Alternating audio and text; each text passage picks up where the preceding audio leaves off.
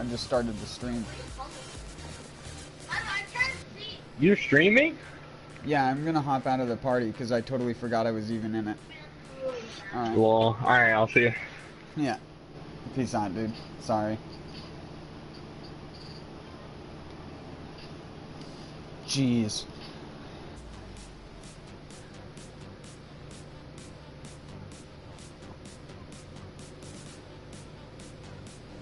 Sorry about that.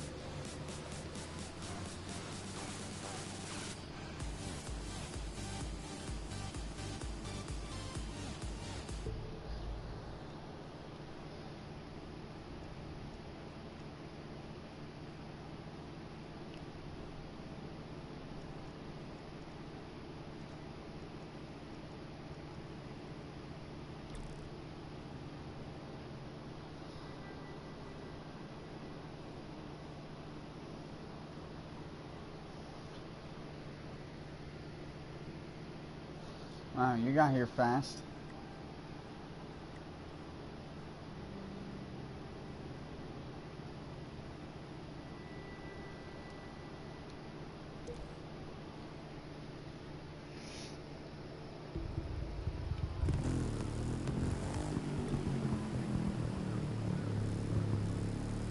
You both got here really fast.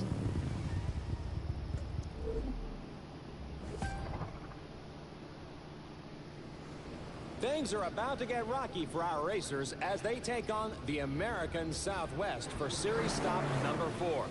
Will the rookie, who's come out of nowhere, continue their dominance? Or will the established stars regain their shine? Get ready to find out.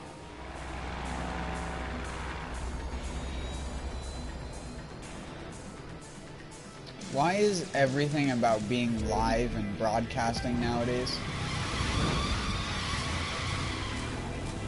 As if you can actually drift with a bike like that. I wish. For this race, the Grand Canyon is under snow. That may surprise our non-American viewers, but you should know that this isn't an unusual sight. The Grand Canyon has a microclimate of its own, one that will test our drivers' reflexes and skills.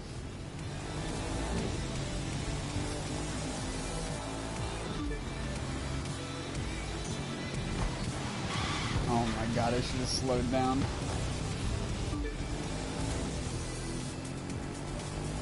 I forget how bad the braking distance is on a bike though.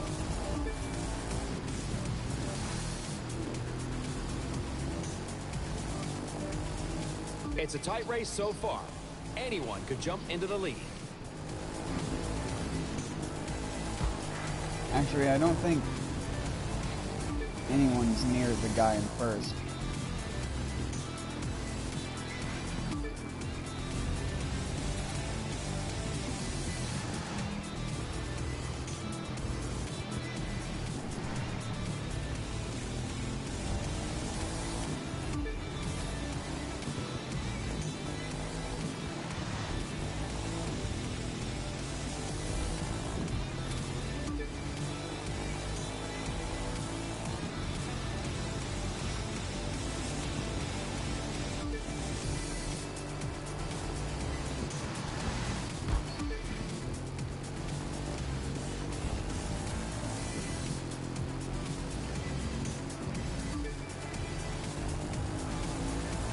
I'm all snowy. That's impressive driving, ladies and gentlemen.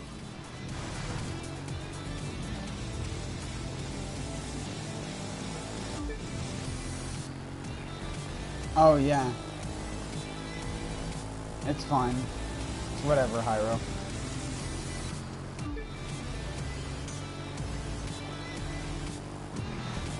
As we switch from asphalt to dirt, it'll be I'll interesting to see if probably it changes things inevitably up. talk to you Or tomorrow. are our drivers so skilled they Unless won't you even don't notice the invite me to the difference? party. Oh, well that's a fuck.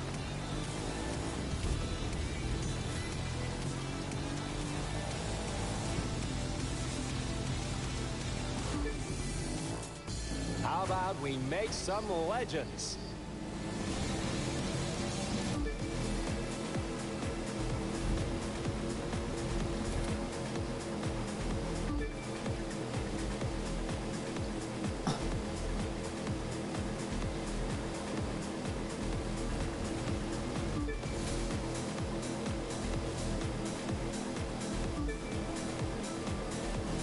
a load of that scenery. This racecourse is magnificent. I have no idea how the competitors keep their focus in such a spectacular setting. Wow. Like, fluff your own balls a little bit more, Ubisoft. You think you got enough ball fluffers on board over there?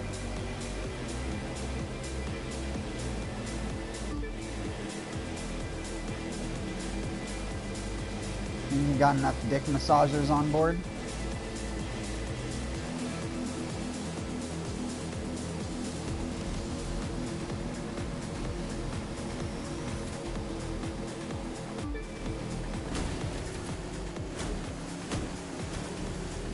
This is some exceptional racing, folks.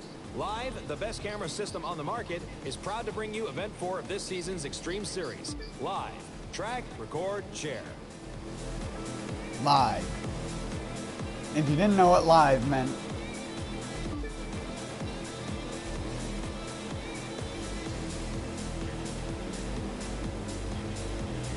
We didn't have enough dialogue to actually write this guy proper voice lines, so we just gave him some redundant garbage. Live. It means we're live.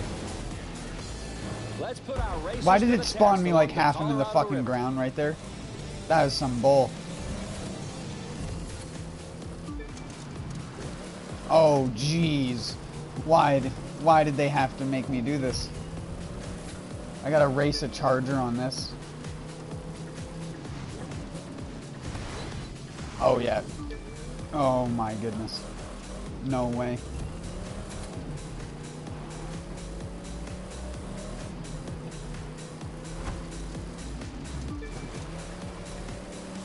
I wish you could pick the rallycross vehicle that got selected, because I can't.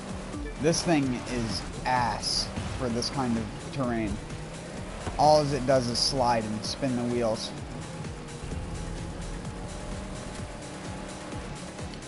We're about to enter a difficult portion of the race. There's a lot of tight curves, rocks narrow the passage, and it's a long way down with no guardrails. And that's even before we take into consideration the loss of grip created by the snow. It calls for careful technical driving. Yeah, especially when you're driving a canoe on dirt or snow in this This case. bridge indicates we're coming up on the finish line. Racers, if you want to make a move, it's now or never. Oh my god. They couldn't have mentioned the bridge like a second fucking earlier. Jesus Christ. Here's the bridge, even though you'd already be going over it by the time I'm mentioning it. Because I'm fucking useless voice announcer. I'm talking about the bridge as you're underneath it because you didn't see it coming because we put a tree in front of the blind spot where it is.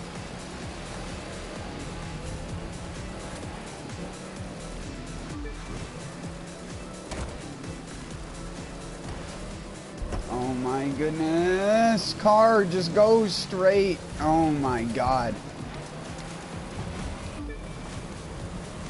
Literally, I can't stop it from just going left or right.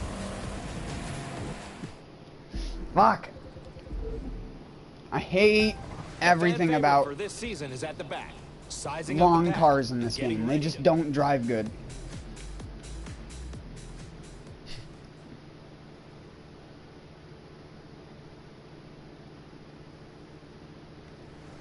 Things are about to get rocky for our racers as they take on the American Southwest for series stop number 4. Will the rookie, who's come out of nowhere, continue their dominance? Or will the established stars regain their shine? Get ready to find out. Oh, they regain their shine alright because I couldn't make my car go in a straight line.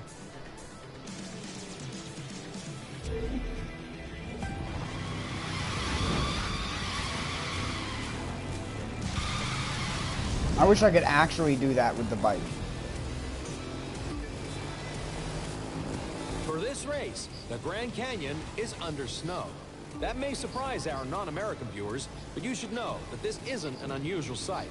The Grand Canyon has a microclimate of its own, one that will test our drivers' reflexes and skills.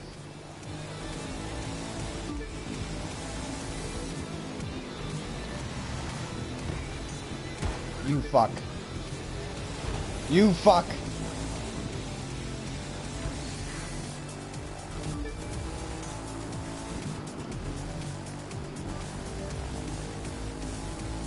It's a tight race so far. Anyone could jump into the lead.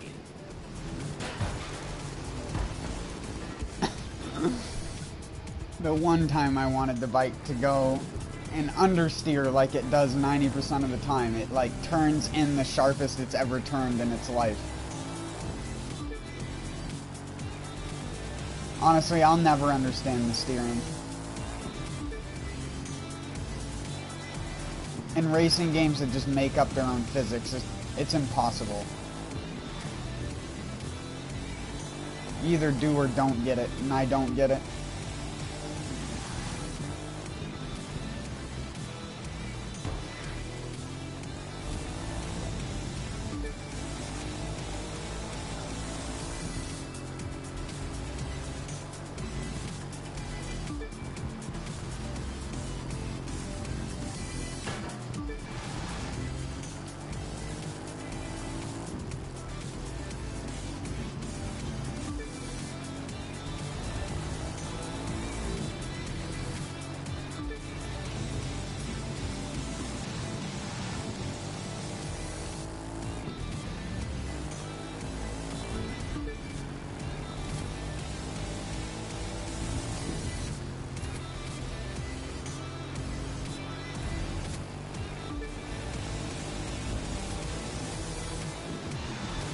As we switch from asphalt to dirt, it'll be interesting to see if it changes things up.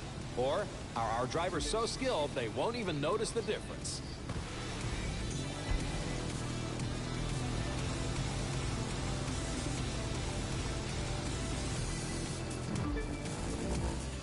How about we make some legends?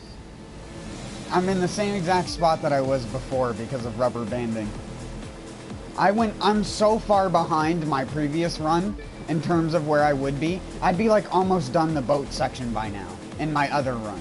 But because of rubber banding, or I should say the lack thereof, because they were all in front of me, I caught back up and now I'm in front of them.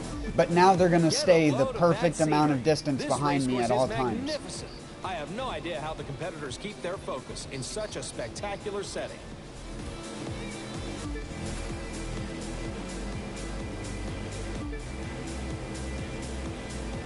One thing I don't like, and I mean this as a legit complaint, the stupid mini-map is too tiny. Why is it so zoomed in? Like, were they trying to prevent people from, like, map watching? Because you can't even see turns before they're already coming on the map. Which is what I would do in just about every other racing game when I didn't know the map. So, it doesn't really help you to learn the map. You just have to watch, because it doesn't... It's just a negative. This is some exceptional racing, folks.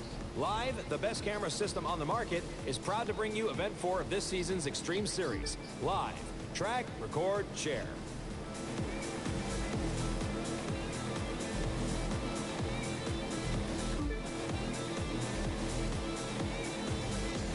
Your brother's probably one of those people who's actually good at video games who just doesn't get to play them. For all you know, Henry's probably better than you if you taught him what to do.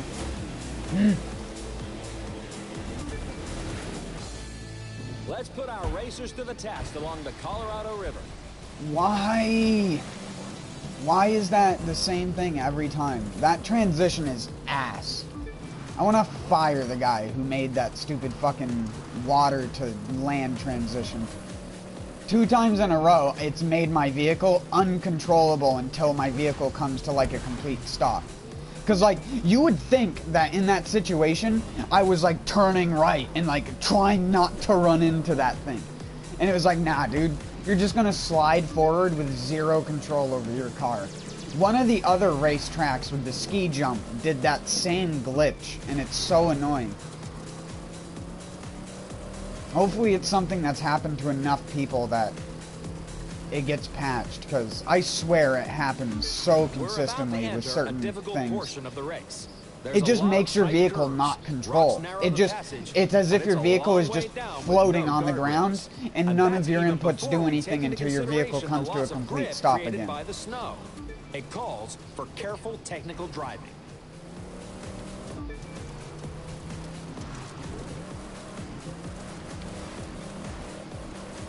Careful technical driving.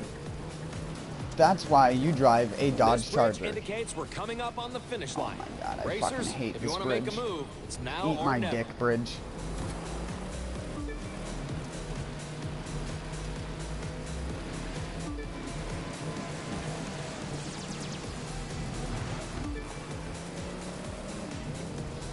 You have no idea how, like, minusculely I'm tapping the analog stick and the car just, like, does that.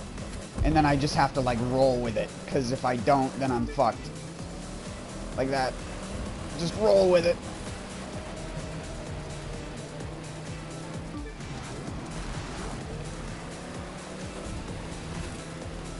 Come on, we have enough balls. We can pass a Ford Focus.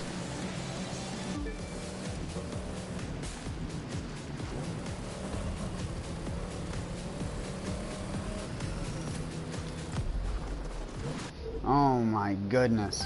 From the Grand Canyon, thanks to all of you for watching the live Extreme Series test the skills of the world's Yeah, best as if racers. you could turn that Keep on easily following with us the on Charger. social Look at media. that turn. Watch out. Race number 5 is going to be a doozy.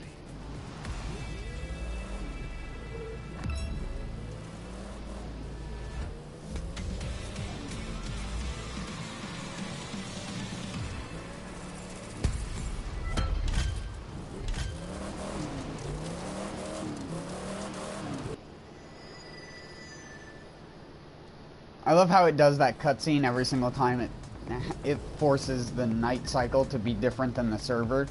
It does that little animation to sync the day and night cycle with the server, I believe. Either that or it just does it for no fucking reason, because why does it need to cycle the day and night cycle anyways? If you have an event that set it to night, just leave it at night, and then have an event that sets it to day, and then whatever.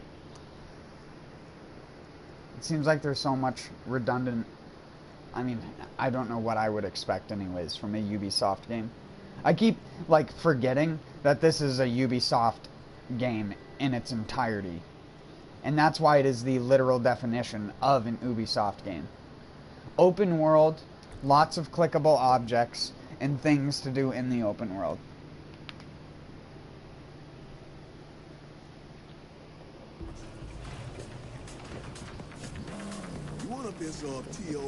No, I know you said to your brother.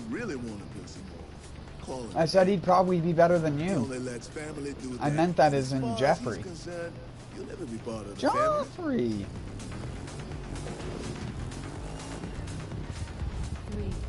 Hey look, it's the race on the cover.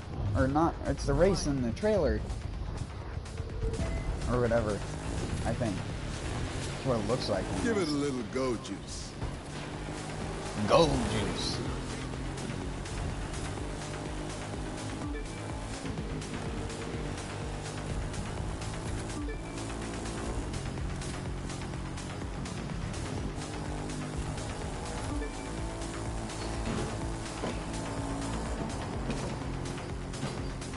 Why would you ever take the jump unless you're a loser?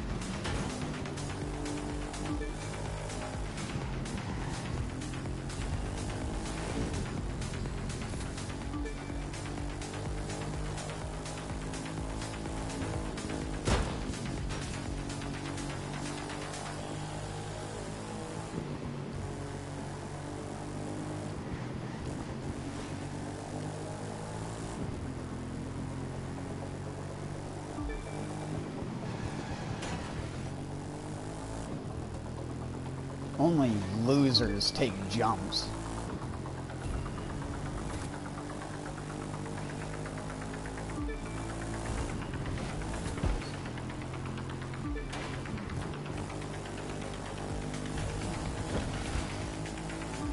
Look at that guy rubber banding up to me.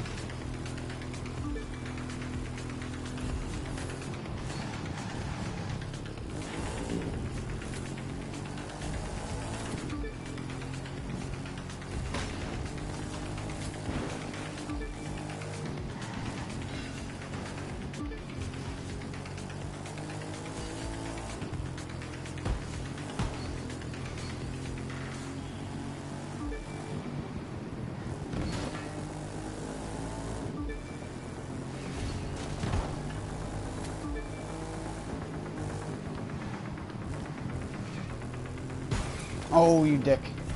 Who parked your stupid fucking Honda Accord right there? Let me hear it if you're ready for Oh. racing.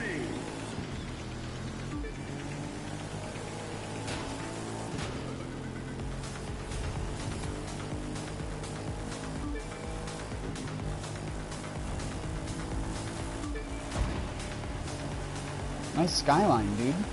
Objects in the mirror are closer than they appear. Why don't you make them appear further away? Sounds like a great idea. I'll just not take jumps. Like a good gamer. 'Cause you shouldn't be rewarded for taking jumps, nah. Oh. Don't worry, it doesn't penalize me because I didn't take jumps, so I made up time. Here, we'll take this jump this time just to see what's up here.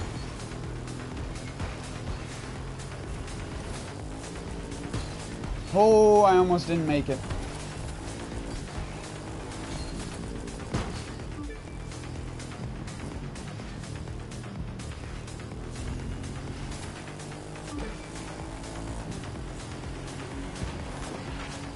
Wow, get ran off the road by a guy on a motorcycle. What a puss. Dude. Grow a pair.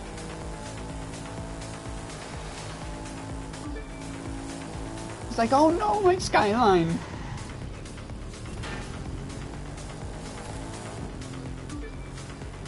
You scratched the paint.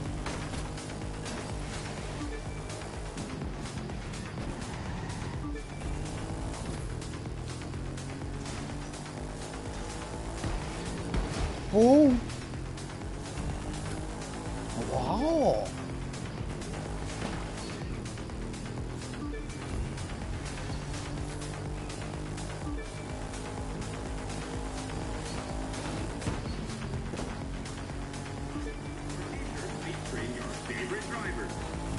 Wow. I like that track. It's a good track.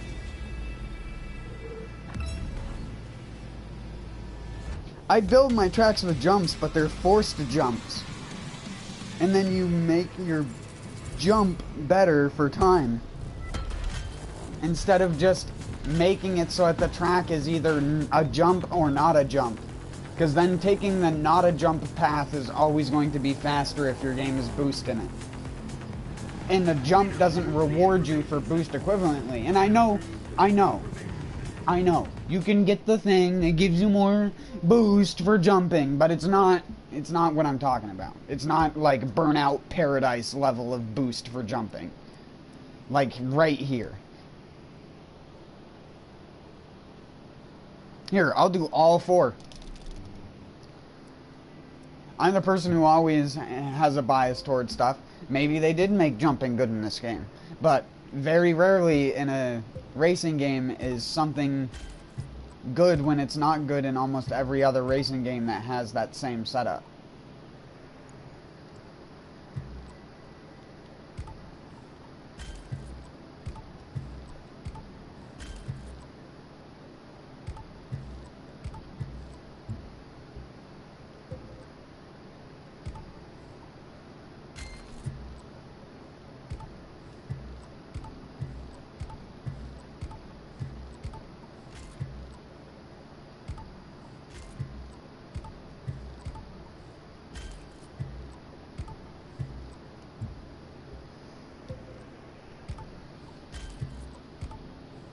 Just upgrading them all.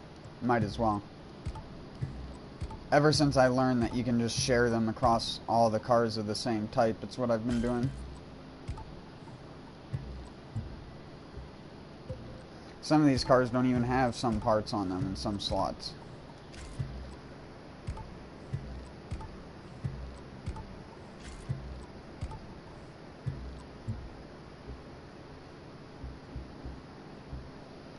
It's funny though how a bike and a car shares the same parts in this game. And that's the thing that I was confused about at first.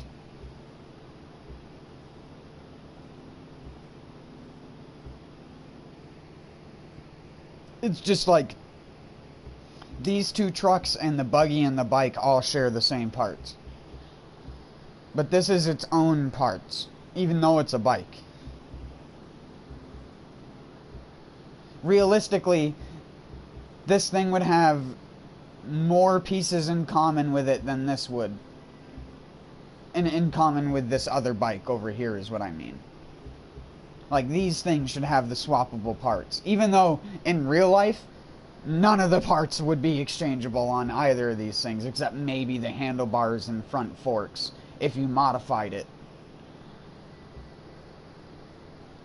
Not that it matters.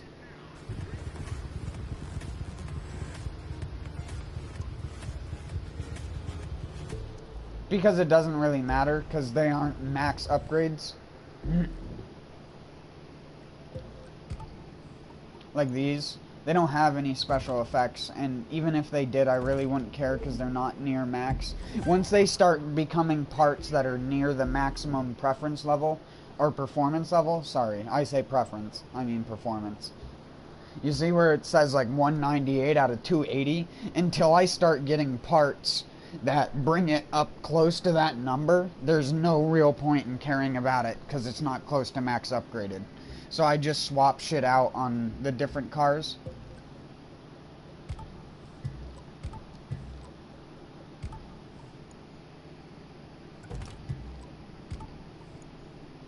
Get rid of old garbage. In case I ever do decide I want to use the cars, they're still usable. Like, these are almost identical in capability, but they have vastly different parts on them.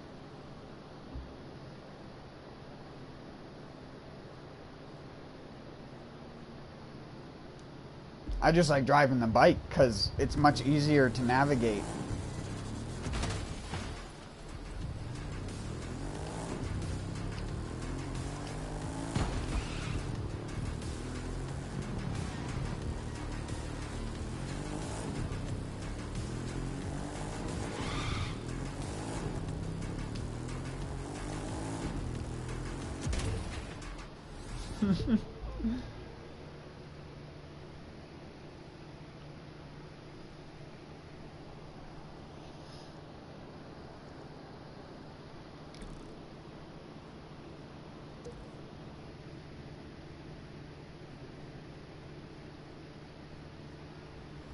We're making progress.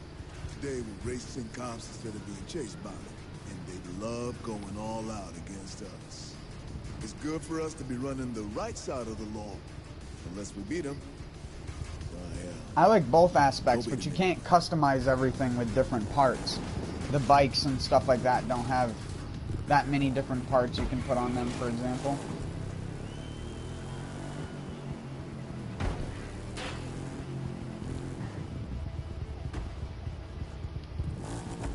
Oh, get styled upon. 3, 2, 1. I mean, if you don't like racing, racing in real life is racing on the same track like 100 times before you even get enough notoriety to race on a different track. And that's only if you're good enough to, like, break that scene. As long as the track is fun to race on, I don't mind.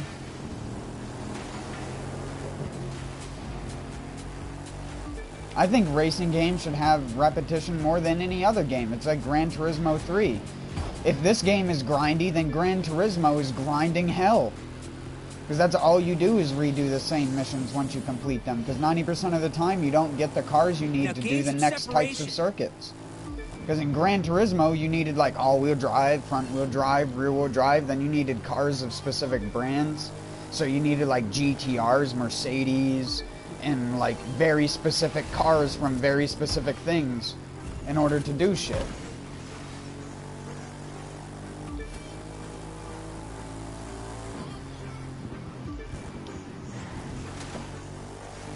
In Gran Turismo 3, again, was touted as being one of the best ones. If Gran Turismo Sport was more like Gran Turismo 3, it might have actually been a good racing game besides the online. The only thing good about Gran Turismo Sport is the online. Everything else about it is kind of vomit-inducing. They don't even have cool racer, like, unique race cars from race car owners and stuff like that, like they had in the previous games. Where you had like the people specific race cars and versions of cars.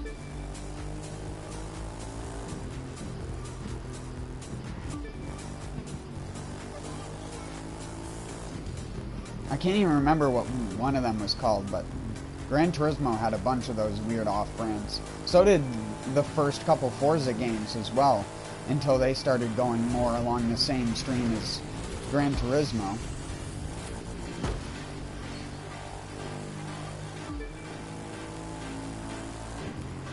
I like the idea for the crew, it's just it's developed by Ubisoft, so it'll never have good physics in it. Because all they know how to do is use middleware. They just like basically ported the physics from another game that they already had for half of the things in this game.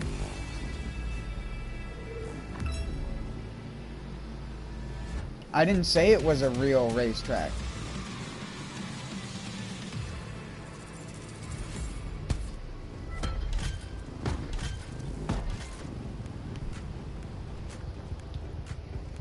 You don't get to drive on roads in real life. That's the whole point of the video games. You get to make circuits out of things that wouldn't normally be circuits.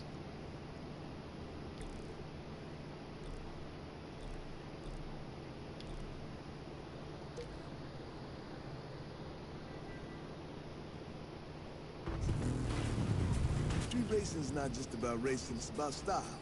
And drift is about as stylish as it gets. Except, of course, if you're drifting someplace unique. I'm not trying to agree with Ubisoft's grindiness, but out of any game that they have that should have grinding in it, it should be their racing game. Real life racing is grinding.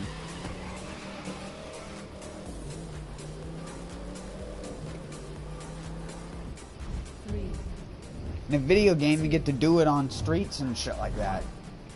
You very, very rarely get to do that in real life. And where they do that, it's a designated area for specifically doing that.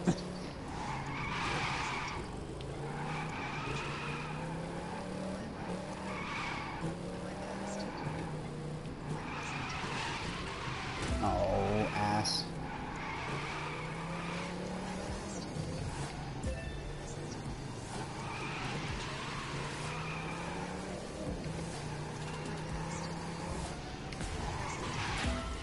I need so much more horsepower or something for this thing. For a limited time, it's 2-for-1 hot dogs from event vendors.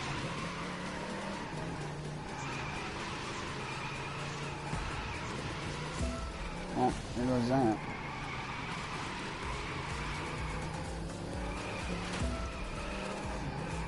This isn't even that hard of a course to drift. It's just I'm trying to do it in a Dodge Charger, which is like one of the most nightmarish cars to drift because of its very, very long-ass body.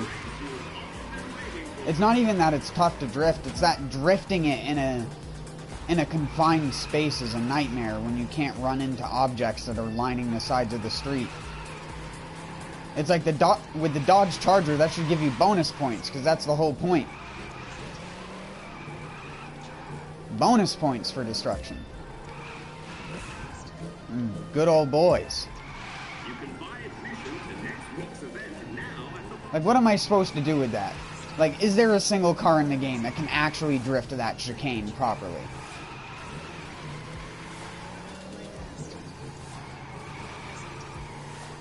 Without having like 1,000 horsepower.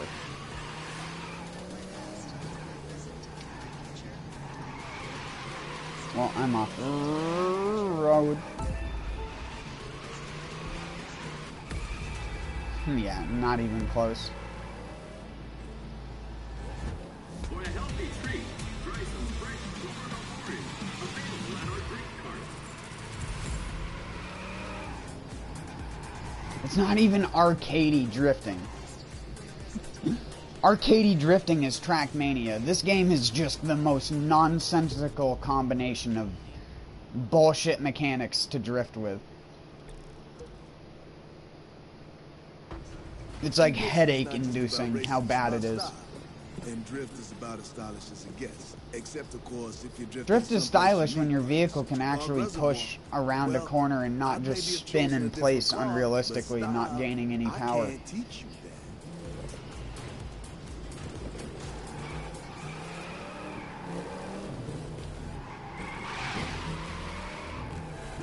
And yes, I do try managing the throttle. Again, this thing's wheelbase makes it very difficult to drift. 1.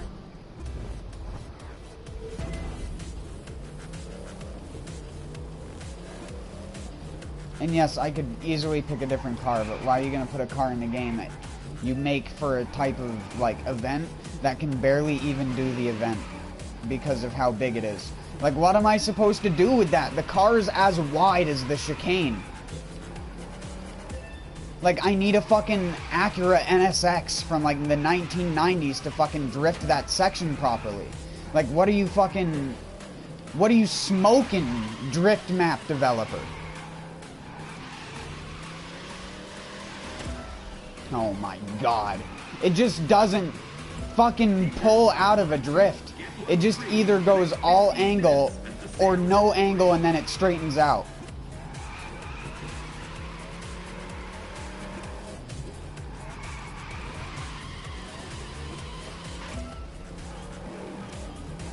Like, I want to drift, not slide. But if I apply throttle, I lose control. In the most counterintuitive manner ever. But then if I let off the throttle, the slide just slides even further. So the only way to stop your slide is to, like, brake and then, like, quickly steer out of your drift that you're doing. But then 90% of the time you just crash into the object anyways.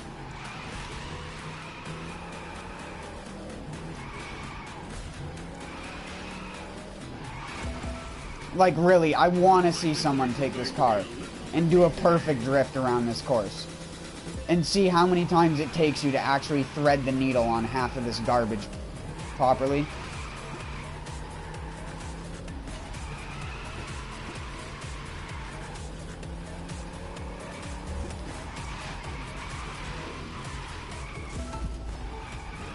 I can drift entire fucking tracks in Need for Speed Underground and get like 400,000 plus points easily in those games.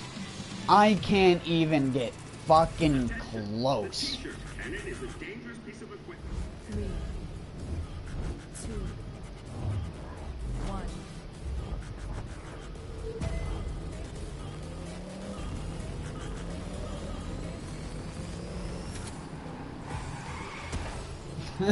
1. I do the tiniest thing.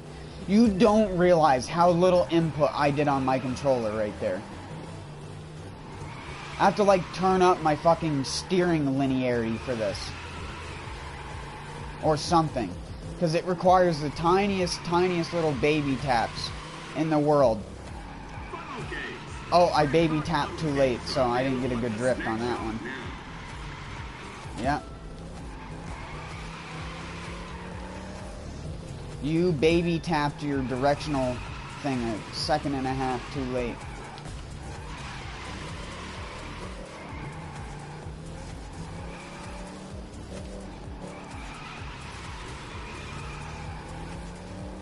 Remember, safety comes first at all events.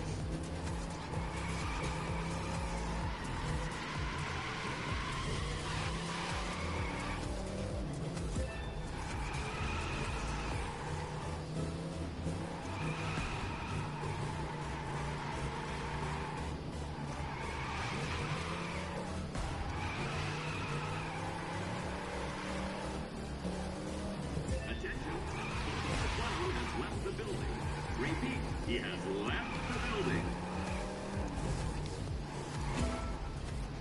Like, what am I supposed to do with that fucking section in this car? Honestly. Like, seriously. When you're fucking developing, like, fucking Ubisoft. It's all I can say. When you're developing drift games to be fun, you don't make your drift game like this. where you half-ass the realism and then half-ass the arcade at the same time.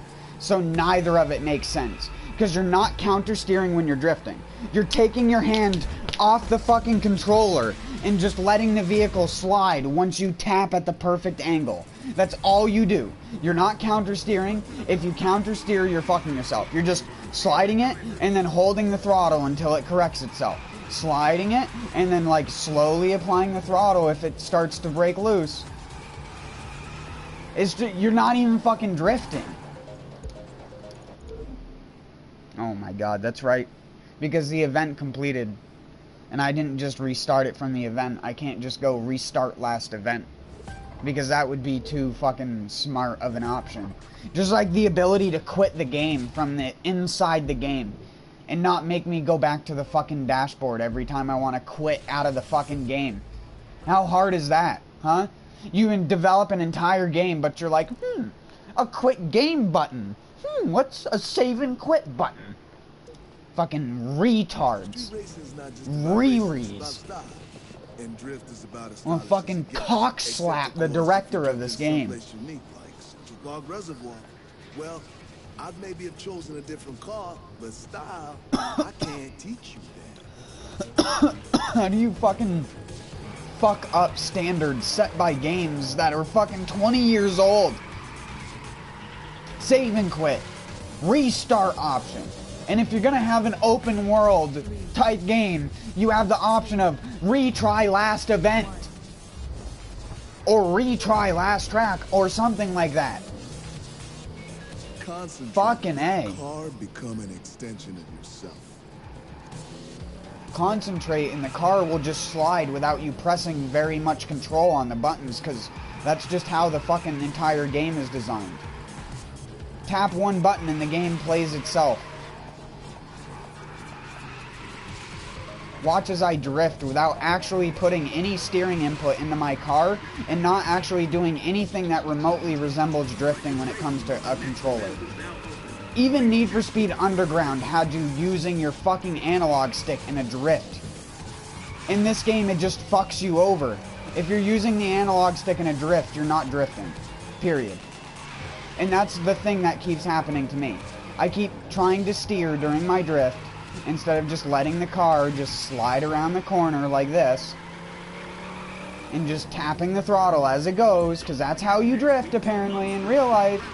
That's how you drift. That's drifting. It's so easy. All you do is just turn right with your car and just hold the throttle and it just drifts. It drifts. It drift, boy, you know. Uno, goo.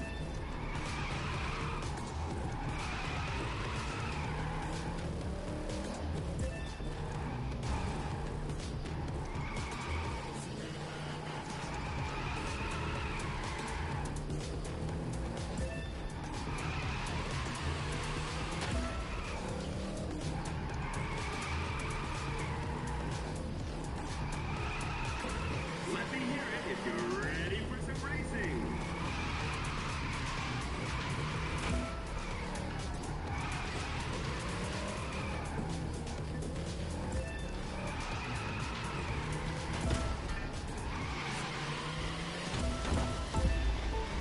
Whatever. I need to do the hard mode anyways, and if I get the points enough for hard mode, it's not going to complete it anyways. Even if you get the world record in easy mode, and it was better than hard, you still don't get hard completed. You still have to do it. If anything, that should be the thing that's changed. If you're good enough to beat the easy mode to the point where you get the world record, then I think you could have beaten the fucking hard one. Not that I'm gonna get the fucking world record, but come on, that's so fucking stupid. So go with instead of go against is what I'm thinking.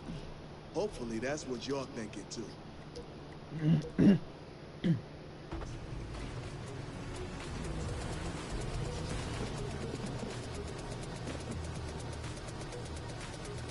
Every time I fuck up my drifts is when my brain starts to like want to actually take control of the car again. But if I just let the car just baby the throttle and just let the just turn and just let the thing do what it do. Because that's what drift do. 2, 1. I didn't even pick the right track because it's impossible to tell.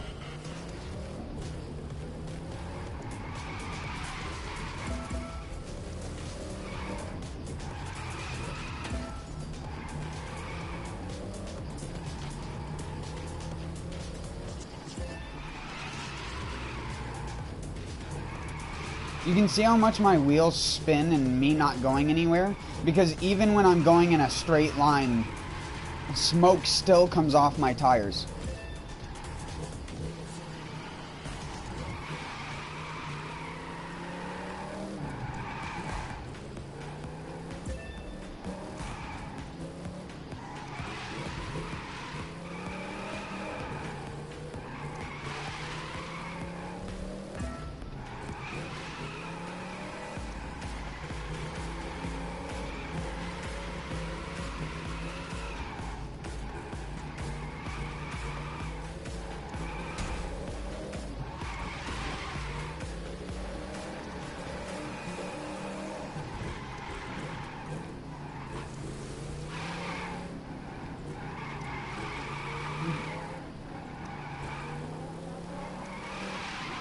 No, don't turn that sharp.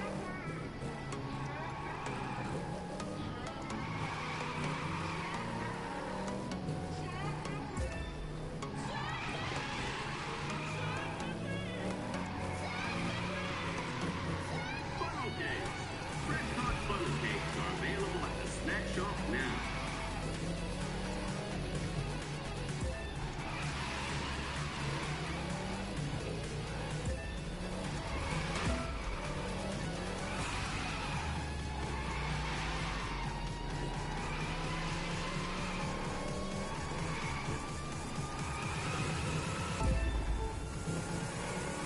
I really want to see other people attempt this with the Dodge Charger drift car.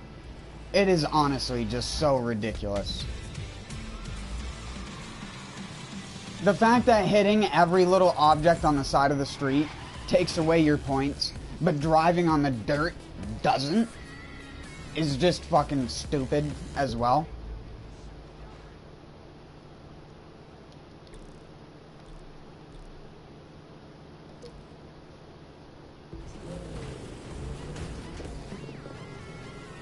Just gotta get these out of the way because I hate them and they're all bullshit anyways. Because the drifting in this game is absolute ass.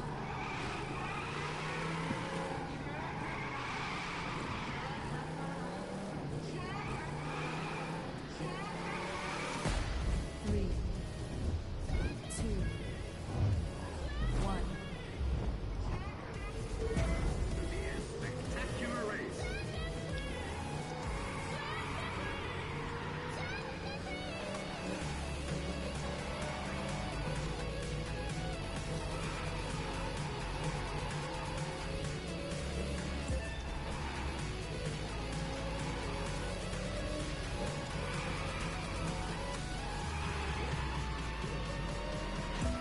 Like I told you, the amount of steering input I'm doing, you'd just be like, how is the car even responding the way it is?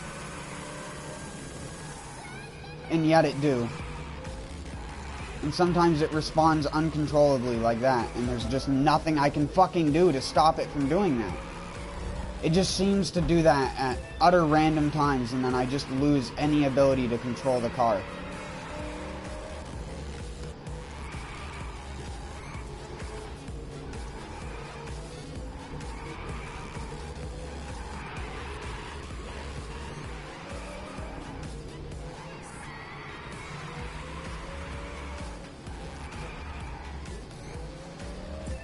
Mighty slick.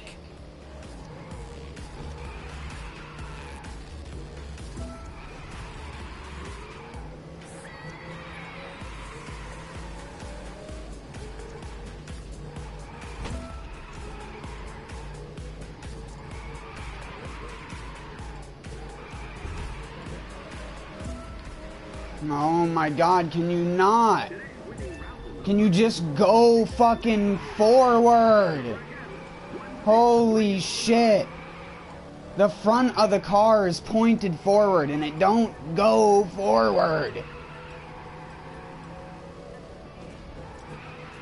is just so fucking unrealistic. It's not even funny, dude. Even with good throttle control, it doesn't fucking matter. The car just goes right off the fucking cliff. It might as well be a fucking cliff, because that's the way it fucking feels every time you hit one of those stupid fucking light poles.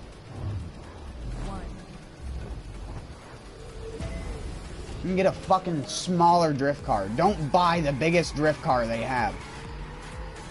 Tip for newcomers. Don't buy the Dodge Charger drift car. No matter what. It's ass. It's fucking impossible to do anything with.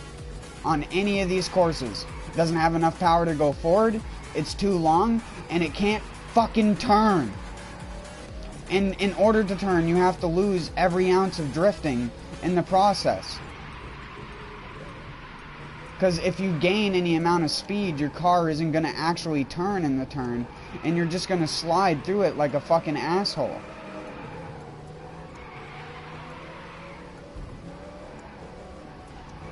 Because that's how drifting high weight, high horsepower cars works. Didn't you know that, dude?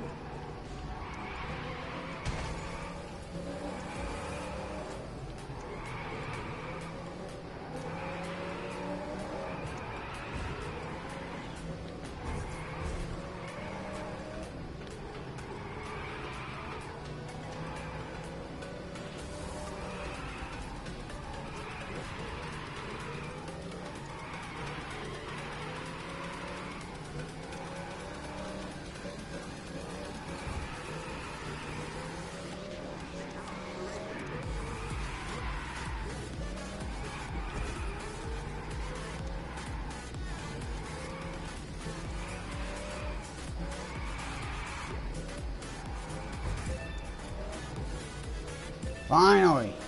Eat a dick.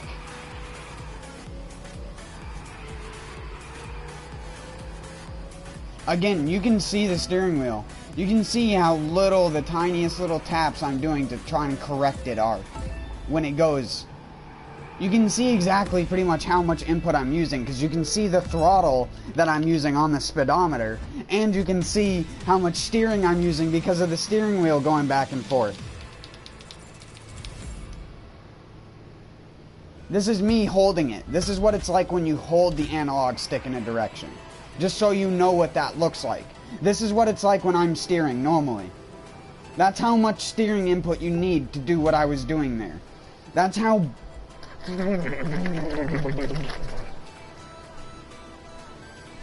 I need someone to just take a fucking... You know, one of those things for a mixing bowl? I need someone to just take that and just stick it right into my face like a robot chicken skit and just up my fucking face right now. I want to make mashed potatoes out of my fucking brains. Shit on my dick.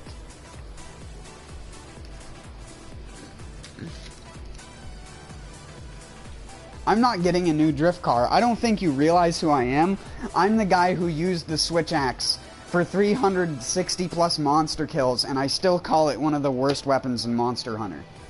And one of my least favorite to use. I make bad things good. I will fucking complete it. It's just more of a challenge for me.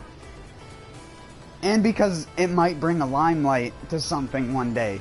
Someone might clip something from one of the videos or from one of the streams and put it up, and it might get a bunch of shit. You never know.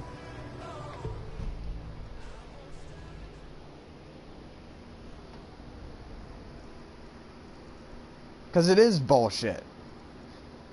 It's bullshit how basically the courses are set up to favor smaller vehicles.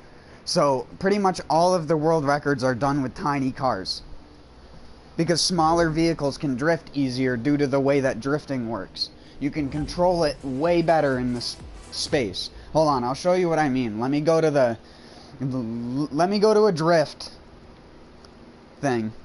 Here, let's go down here. And let's look at the world record. 542,000.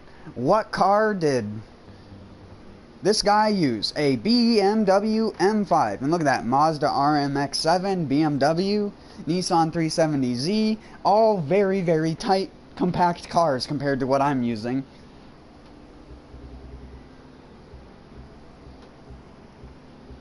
Do you see any really, like, big cars here? Oh, that one's big. That's a big car. Oh, actually, 24th place, but that's like such a substantial points difference from first to that guy. So, that guy's just a god with it. But then again, I don't even know if the Corvette Stingray has even this remotely close to the same body length as a Dodge Charger. Do I have my Chargers put up in one of these?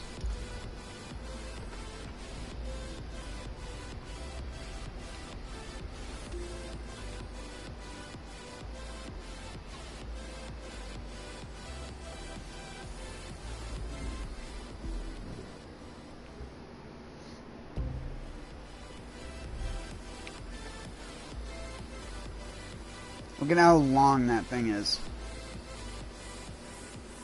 You can even see it compared to this. Hold on, hold on, hold on. I got an even better idea. Look at these tiny cars. So these are what I would call a tiny car, right? Let's stick the Charger next to one of these.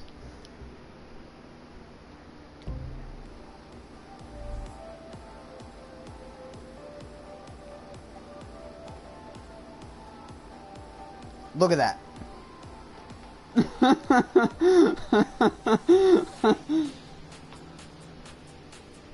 The RX-7 isn't much bigger than an MX-5.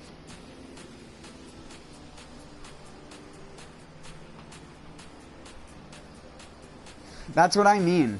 So this is someone drifting in a car about that size. I'm drifting in that. Like I said, I'm drifting in a fucking canoe, dude. I'm drifting in one of those Olympic canoes that takes like 3 dudes rowing it to get it to go anywhere.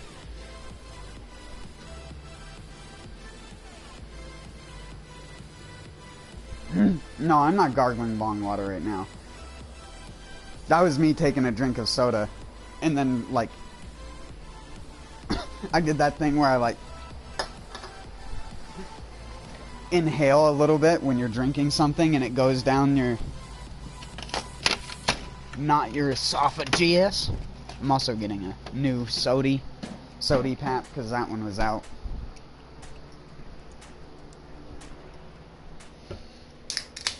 I just wanted to show it off because it is like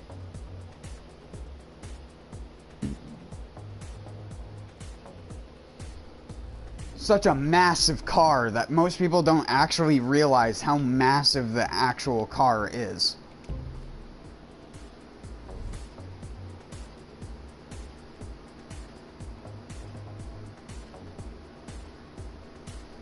The thing looks like a truck compared to that car. Compared to that MX-5, that thing looks like a truck. Like, you could haul with this car. You actually could haul with this car, because back then they had a solid frame and you could get one of those axle things for towing cars. You just had to get the thing to lift up the front end.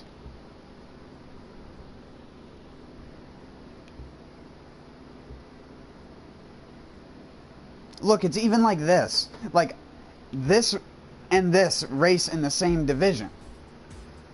Like, that car is fucking puny compared to this. This car is 2 Mini Coopers long.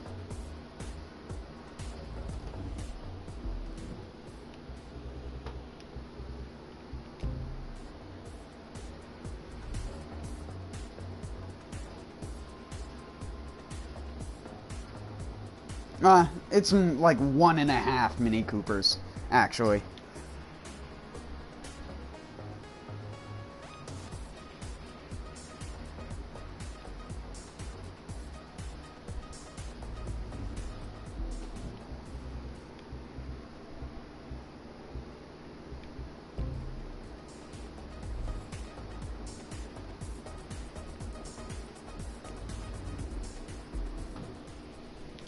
wanted to put the Porsche back down. Gotta have my pre-order stuff.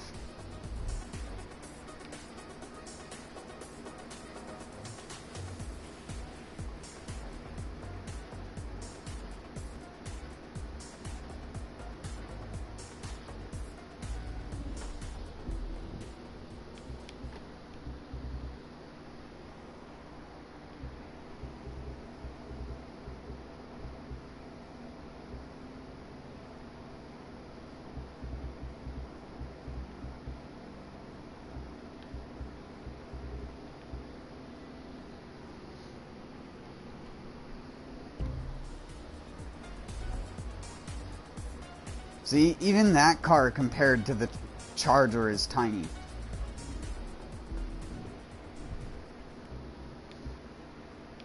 This one is a good comparison. This is a pretty big car. Even compared to the MX-5, it's a pretty massive car.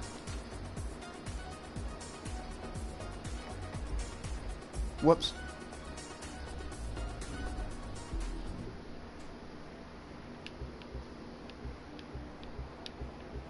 I need to customize some of these still.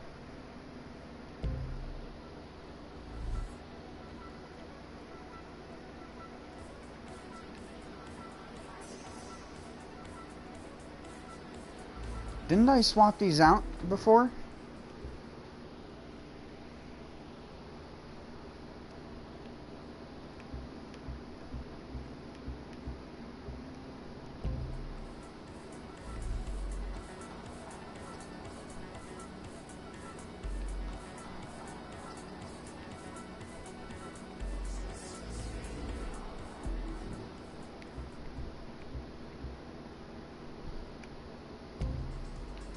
Doesn't matter.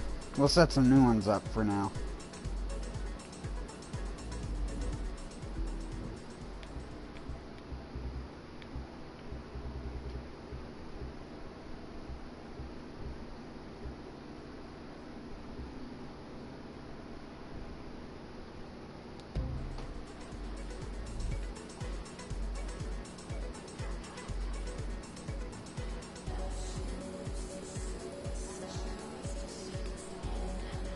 Something bothers me about this IndyCar having the wing over this edge. Like, how would you even drive it up this?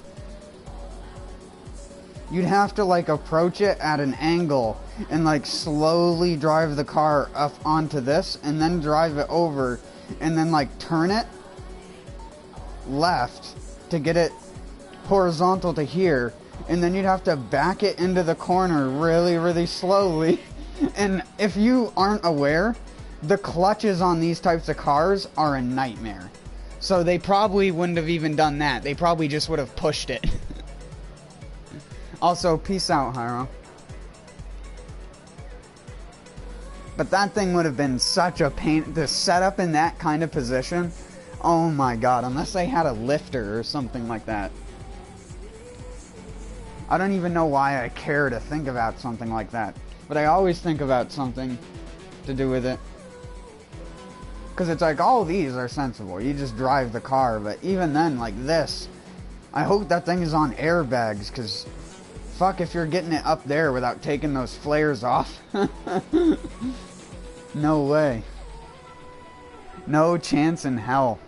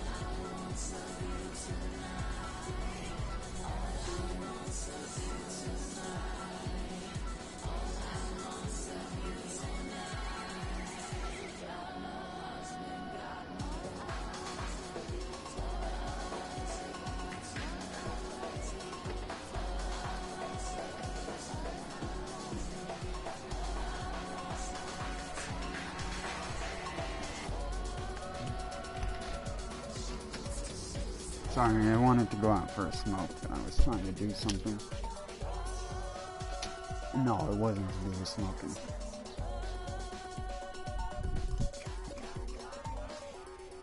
What the fuck? Yes.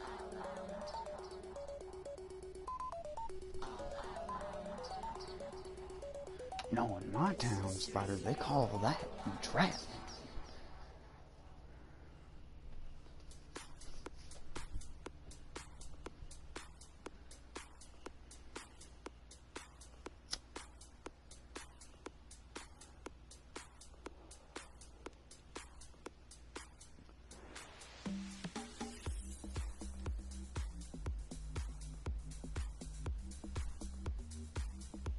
I got a bunch of extra pots and stuff planted today.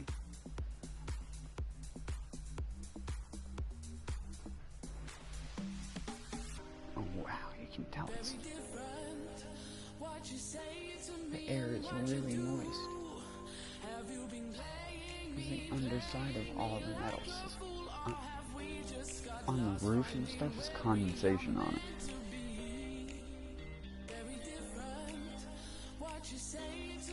Condensation.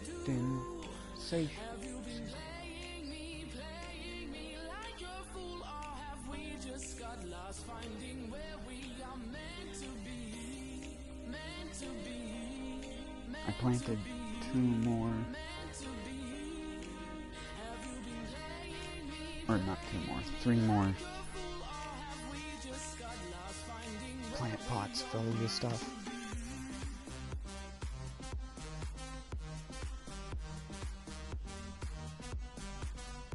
I got them initially just for my tomato clones, but I accidentally forgot to add a little bit of extra water into the thing when I took them out, so I think it like halted their cloning process a little bit, or their rooting process, so I had to put them back in the shade.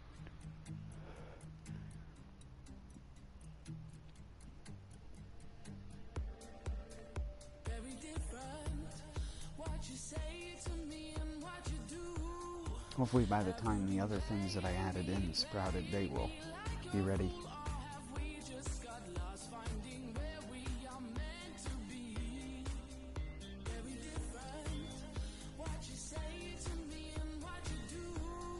I also added in a bunch of night crawlers and earthworms and stuff like that into the buckets.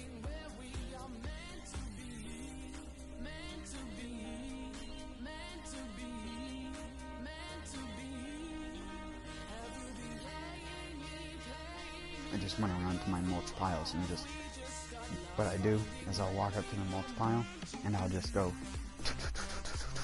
on it with my hand really fast, just like vibrate the entire thing, and you can just stand there and just watch as all of the worms will come running out, again, like away from the direction where you vibrated all of the leaf, and you can just pick them up one by one.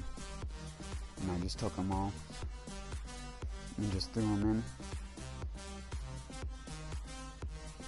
Put a little bit of leaf mulch in the center where I'm gonna put the tomatoes when they get bigger, just to give them some cover until there's some other stuff that's giving them shade in there, because they need shade, cover, and moisture. Though they'll partially help keep soil moisturized due to the fact they get a little bit, they have like a slight amount of slime, or I don't know what it actually is, if it's a mucus or something like that, but worms, like, when they go into mating, they create this like slimy stuff, and it really helps water bind to the soil, so the water just doesn't go straight through the soil. So it can also help keep the soil more moist, on top of the fact they dig little tiny holes throughout it as they move throughout the soil, giving roots an easy place to actually grow into. Whereas normal people who do potted plants in containers, they don't add enough stuff into the soil to give it aeration. And then normally when they do that by adding something into the soil that increases like the flow of water and air in the soil, it also increases the flow of nutrients out of the soil, and they don't have anything in the soil to redo it, because you can't keep worms okay in a drip irrigation system, because you can't flood them out constantly. They need it to like have a dry area, which is why you do leaf mulch, because the leaf mulch will cause all the water to run into the little cracks and stuff like that, and will still give little dry places for the worms to stay. Because even though they like the soil to be a little bit moist, they don't like it to be sloshy and muddy, because they breathe through their skin. And although they can survive in water for a little bit, they cannot breathe fully in water. Which is why a lot of the times you'll see them accidentally drowned in puddles on the road, because they try to escape the ponding in the grass and stuff like that, so they come out onto the roads, and then the road has a flooded puddle and they get stuck in it because there's no like dirt on the pavement or anything, and the puddle keeps getting splashed by cars and shit, so they get flooded.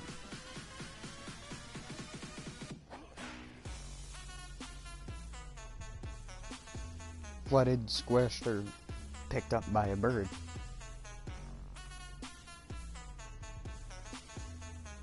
And I don't want birds or something digging in my pots for worms. That's why you put the leaf cover, because the birds normally won't dig down deeper than like an inch of leaf cover. So as long as you put mild leaf cover in areas where the plants aren't directly trying to grow out of, you'll have a lot better potted plants. I see so many dudes that just run it straight to the top with soil, and it just makes me like hurt internally. And it's like, yeah, with certain heirloom varieties of things where you like need to manage what does and doesn't go into the soil, then yeah,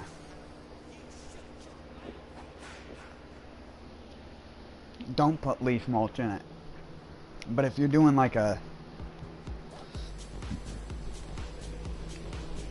big container, and normally containers are measured by their inches and how wide they are, but I normally like to go by how many gallons of soil they can fit in it.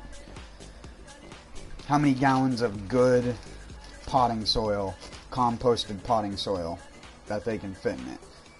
With like composted pine bark, vermiculite, perlite, and a couple other things mixed in.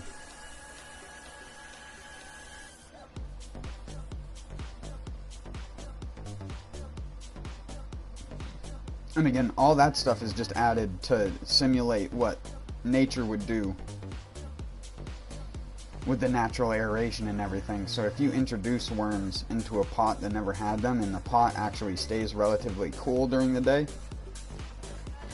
you'll have way better plants than you would have before, because you won't have to add as much fertilizer. You won't have to add as much progressive fertilizer as well, like constantly every couple weeks or whatever, because the worms create fertilizer. Worms are fertilizer. When a worm dies, or when a worm breeds and creates more worms, you normally end up with the byproduct of a worm living, and that's very, very rich organic matter. Very rich. Worm casting, out of anything you can use in your garden to boost the productivity of a lot of your plants, worm castings is like 9 times out of 10 the best thing you can use on your garden. And I'm not trying to say that as just some bullshit, like, do this and you'll grow giant juicy tomatoes, because it's not like, there's so many different environmental factors. But if you have good soil, you don't have grubs or borers or anything like that eating away at your plants. You use worm castings. Worm castings are a nice, like, not too slow release of nutrients, but they're like, it's active when you put it in the soil, but it's also still active after it's been in the soil for a while, if you know what I mean. And again, if you have living worms in the soil, then you have that constantly being replenished, and you have to add very little, if any, fertilizer. All you need to do is add compost back to the top, and that's it.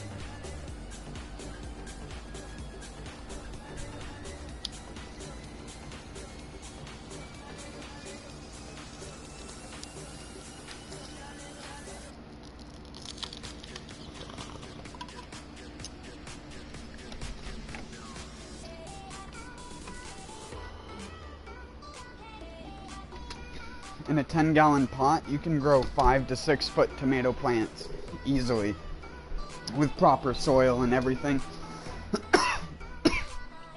A lot of the mistakes that people also make with container-based growing is when they start a container, they don't put rock rubble or branches in the bottom to act as a spacer in between the area where the water is supposed to clear out, so you don't get good airflow through the bottom of the container.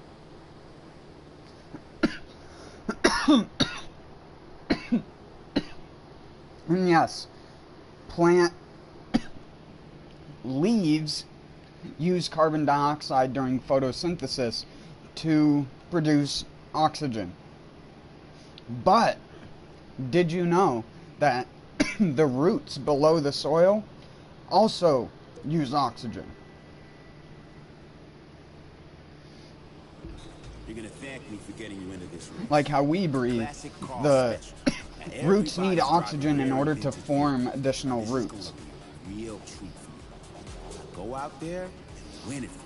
Things like worms help bring oxygen down into the soil, like I said, because they create the little tubes from the top of the surface all the way down to where the worm stops digging. And you end up with this nice tube of oxygen because the worm can breathe through it. So if the worm can breathe through it, that means it's getting enough air so the roots can breathe too. Or not breathe, but you know what I mean. They can get the oxygen to turn it into more roots and shit. Oh yeah. I was like, surely they wouldn't just let you cheese it.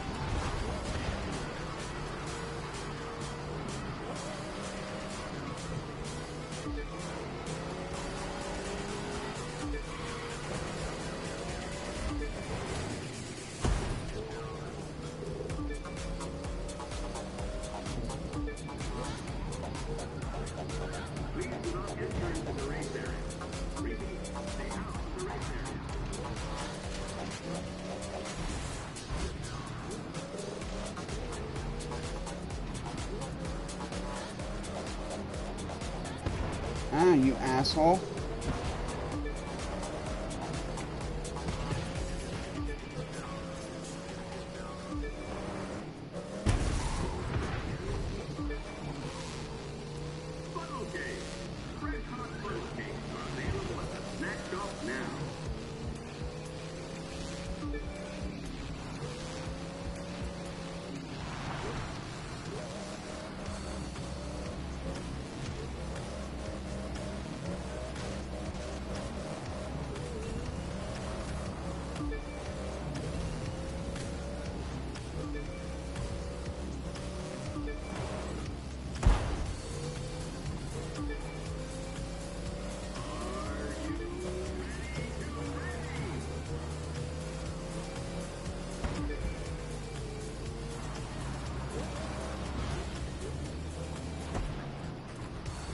Driving with one hand because I needed to itch my nards.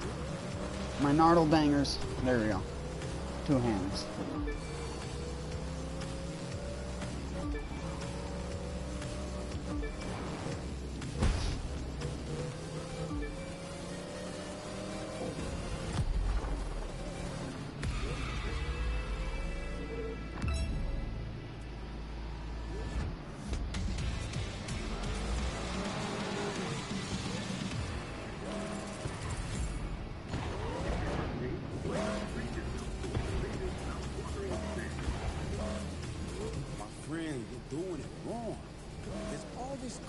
He disappeared. You're not partaking when you could.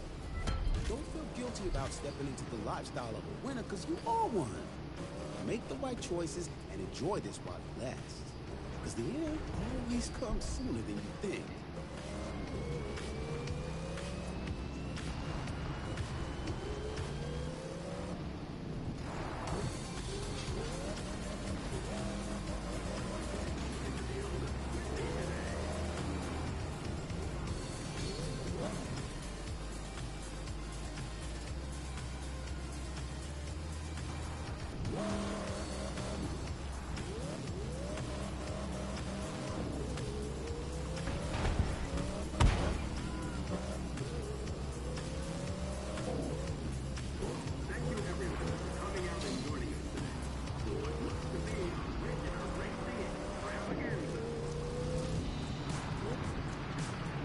You're gonna thank me for getting you into this race.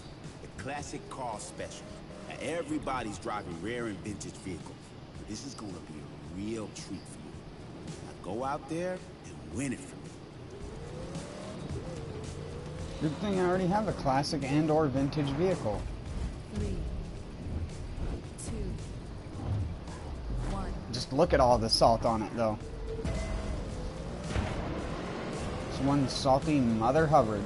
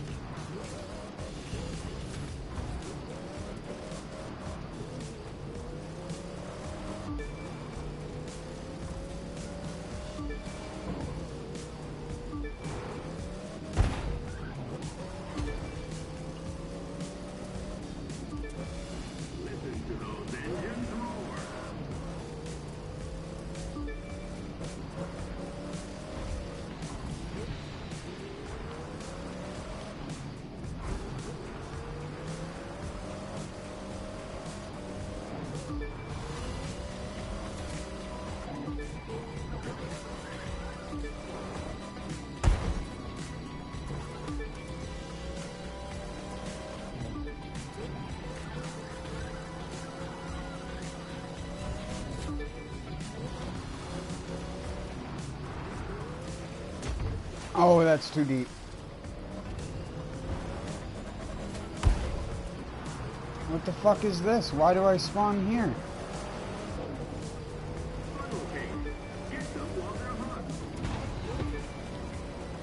Get out of my way, fruitcake.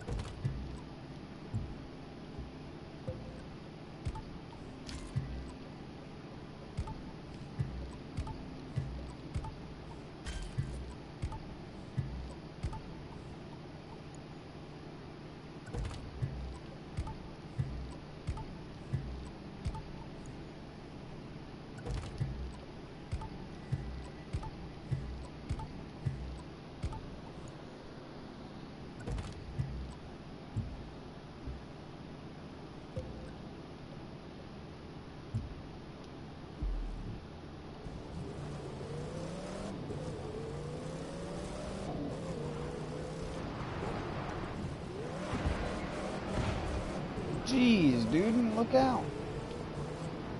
Look out.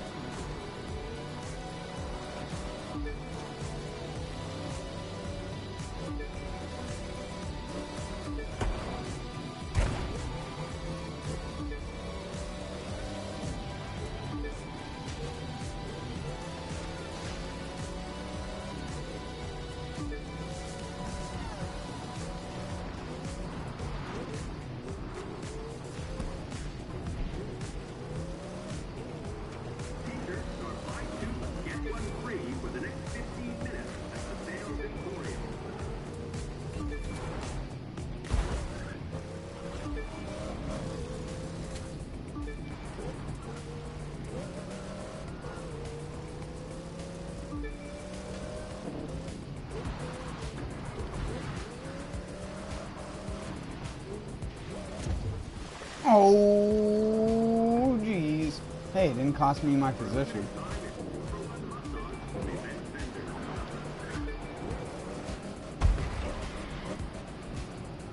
That did, though. Wow. On the second to last checkpoint, too. 3, 2, 1.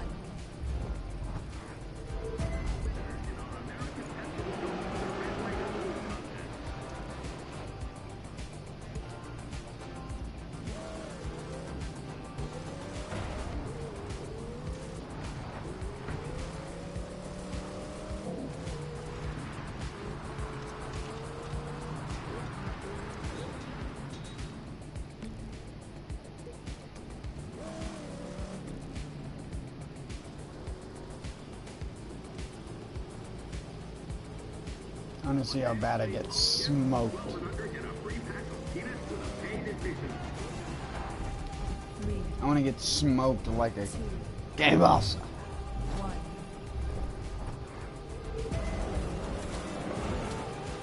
Oh my.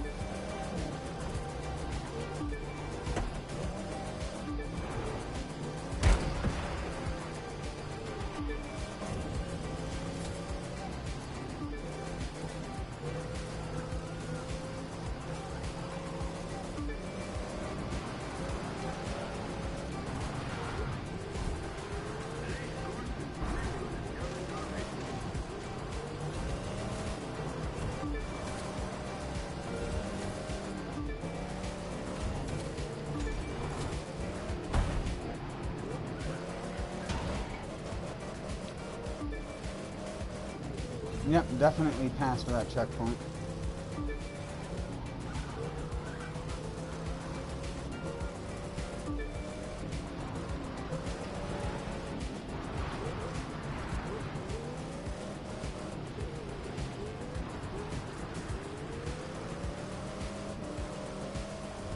Don't forget to check out our sponsors. Am I about to get lapped?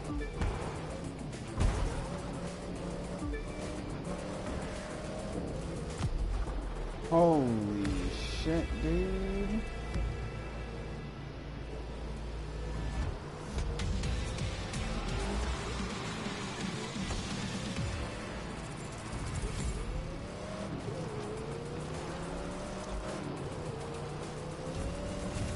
For legal reasons, please stay out of the active race area. This is for your safety.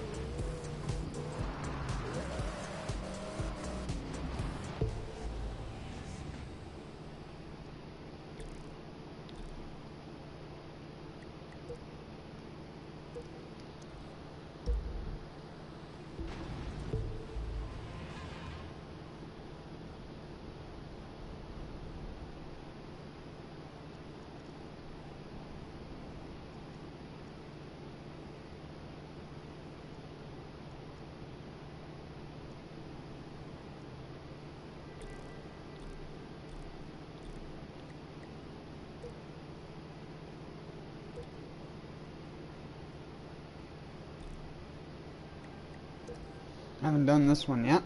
I'll probably lose even though it's only 105. I'm very proud of this race. I came up with the idea, helped make all the arrangements myself. See, Rallycross started in Europe, so in honor of that, we're gonna run with nothing but European cars. I know. Genius, right?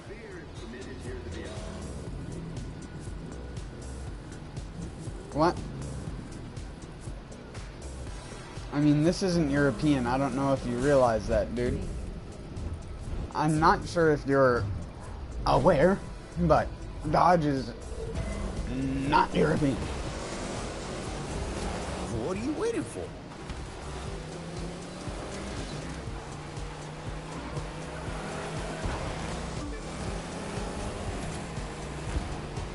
Keep that bike moving. That's what a winner does. Oh yeah, because this is definitely a bike race. Attention parents. All the classes facing balloon animals in the VIP area.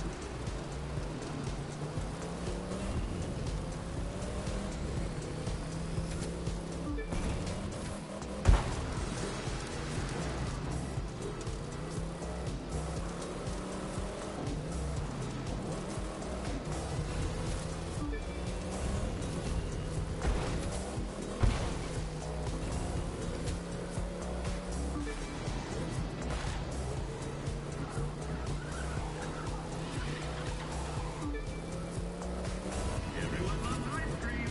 Get some from our vendors.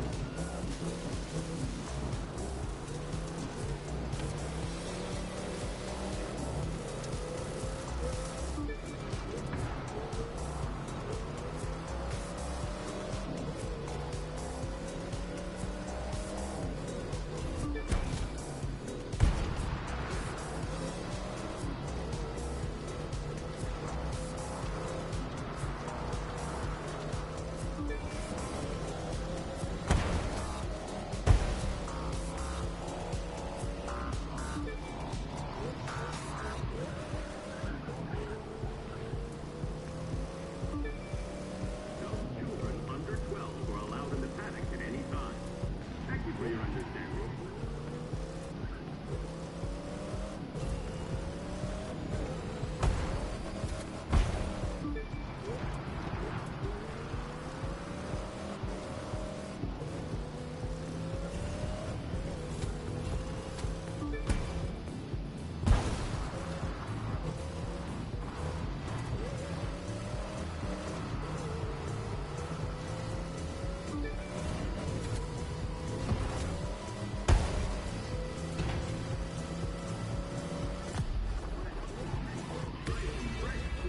Available at our drink cart.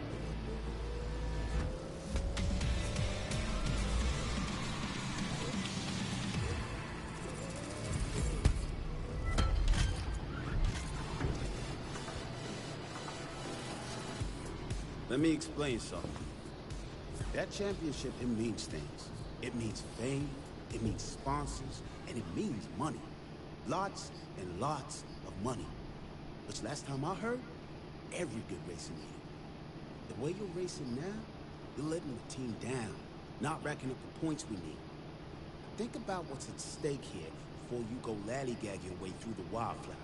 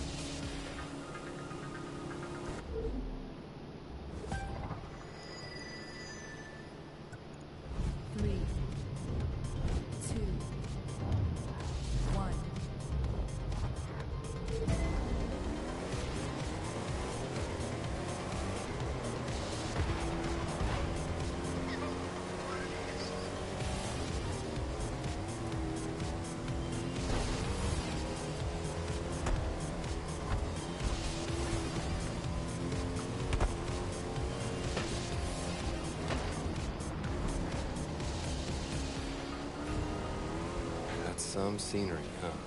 Some talker, huh?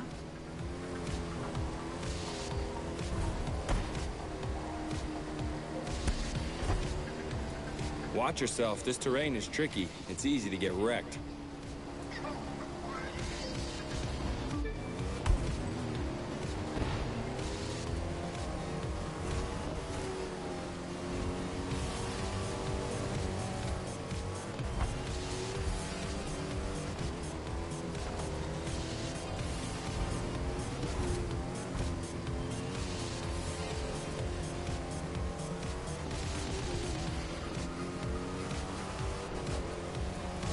It's not the destination, it's the journey.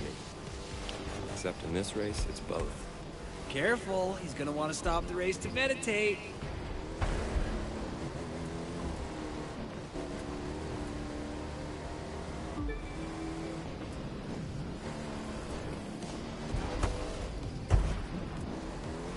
Now you're racing for real.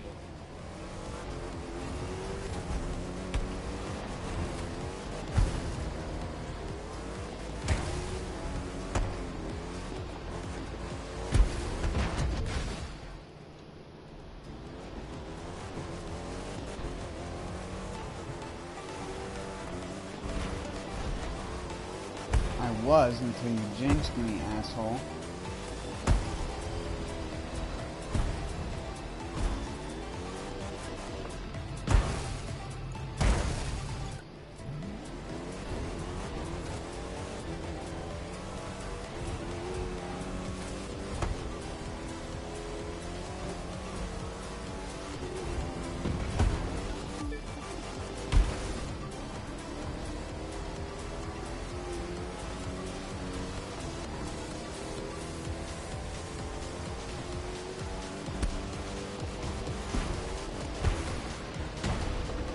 Truck one turn.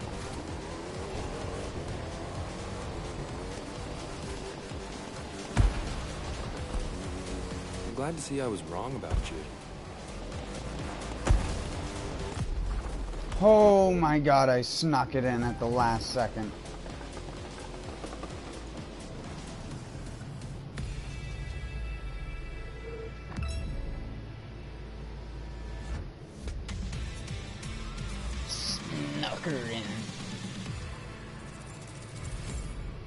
Oops.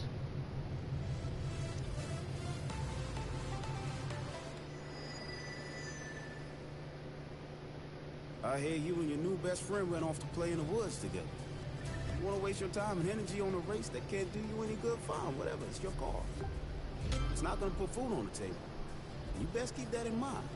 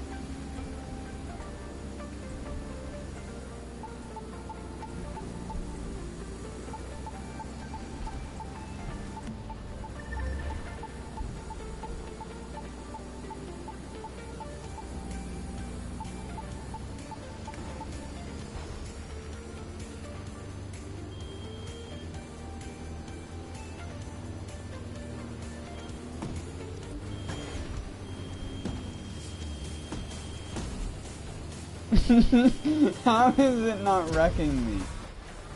There we go. What the fuck?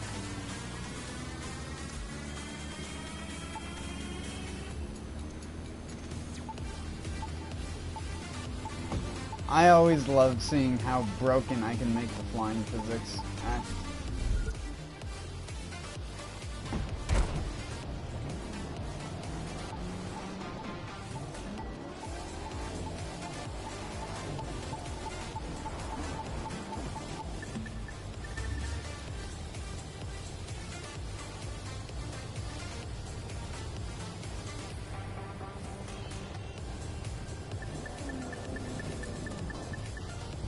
Oh, it's right in front of me.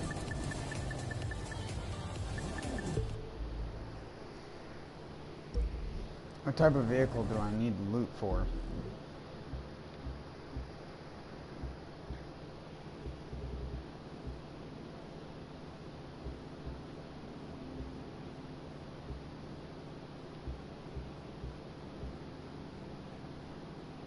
Swamp snake.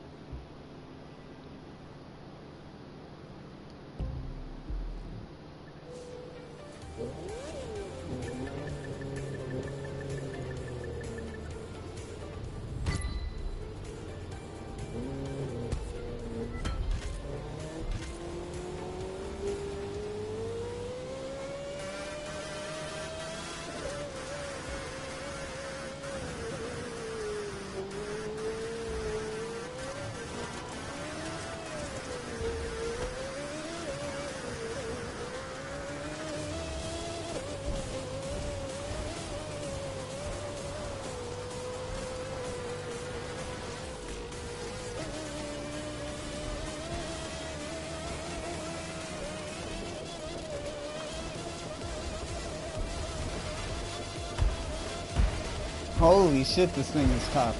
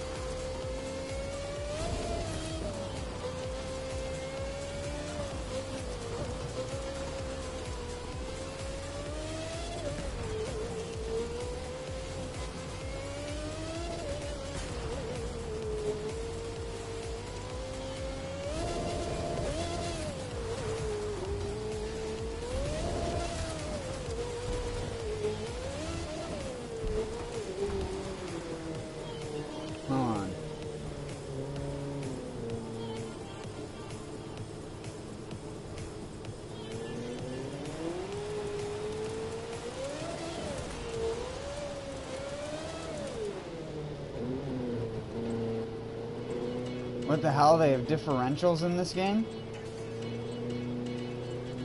They have differentials in this game?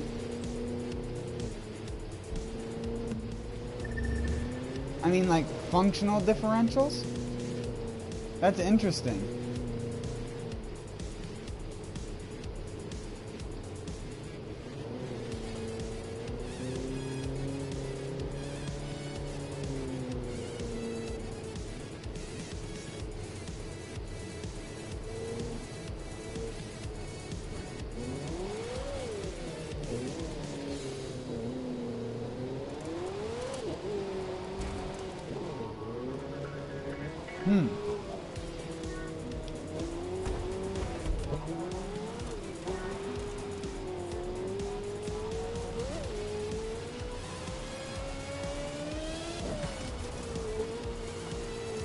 No wonder this thing can turn so well.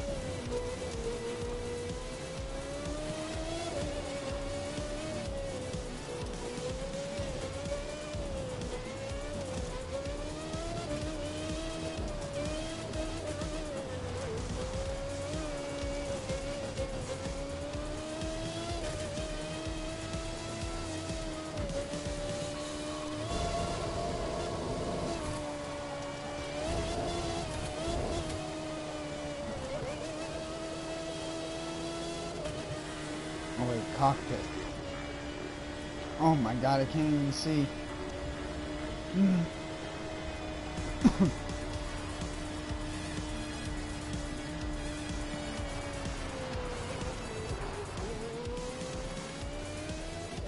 Holy shit, that would be so scary to try and drive. You couldn't see, dude.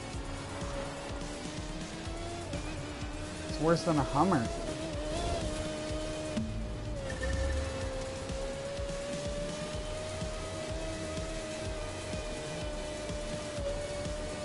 Oh, poor little red fox.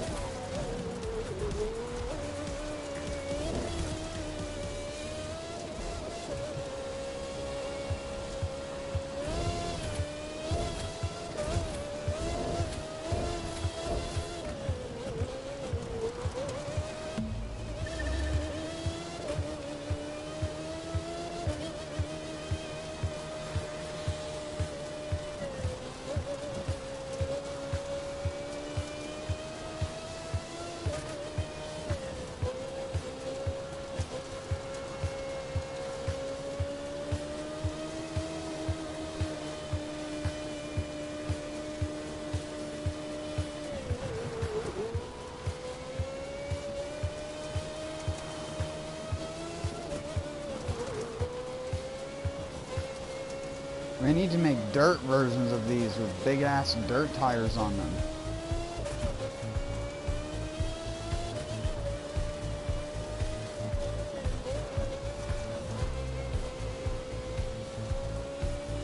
Oh, I love the snow effect on the tires.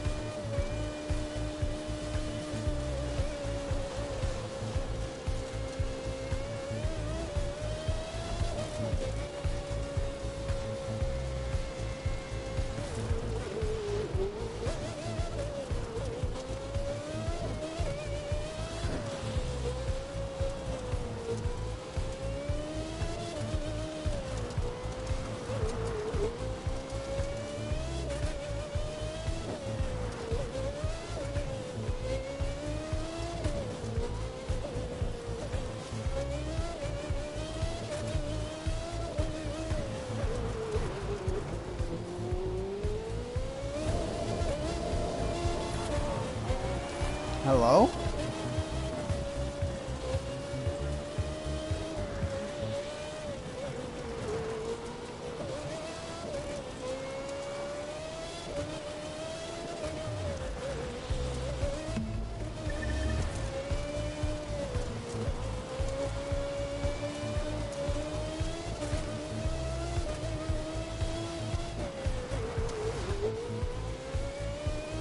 Guy on a buffalo.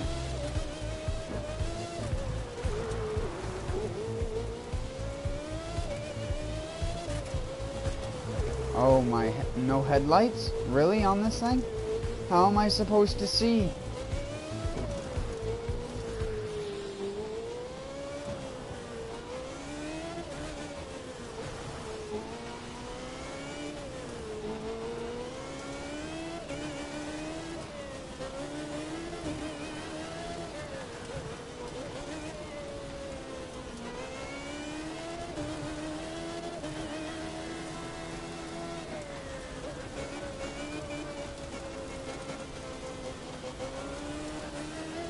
Are we ever gonna hit a concrete road?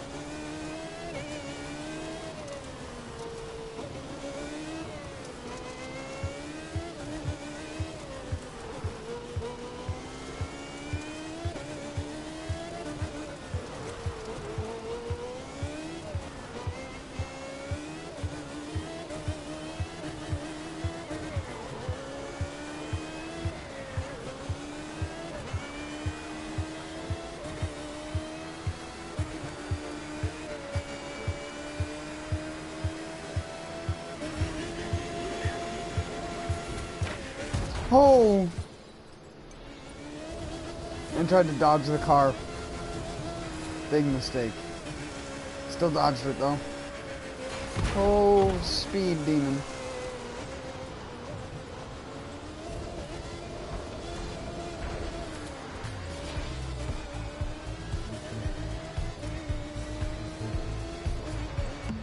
Holy shit, dude.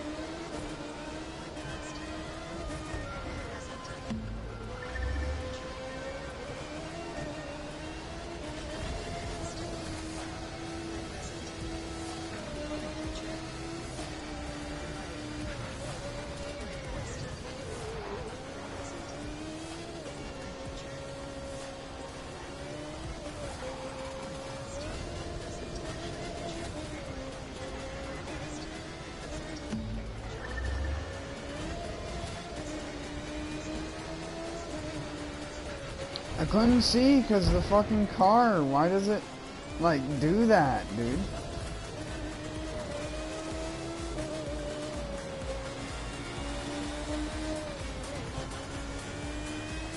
I think this angle might be the best for this car.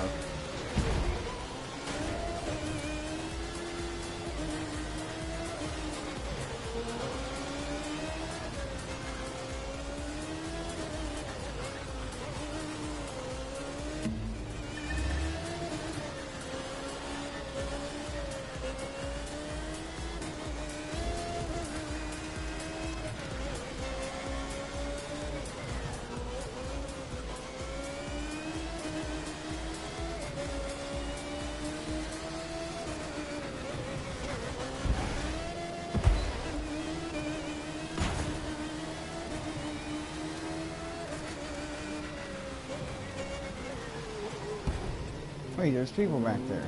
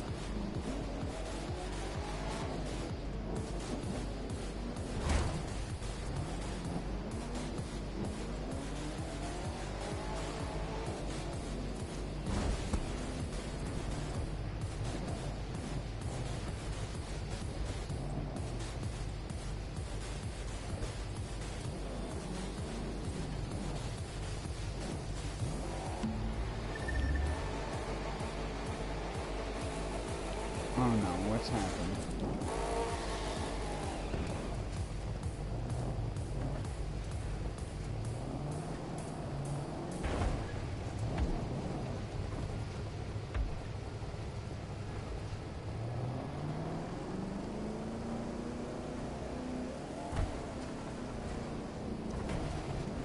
No, I lost it. This is gonna take a while.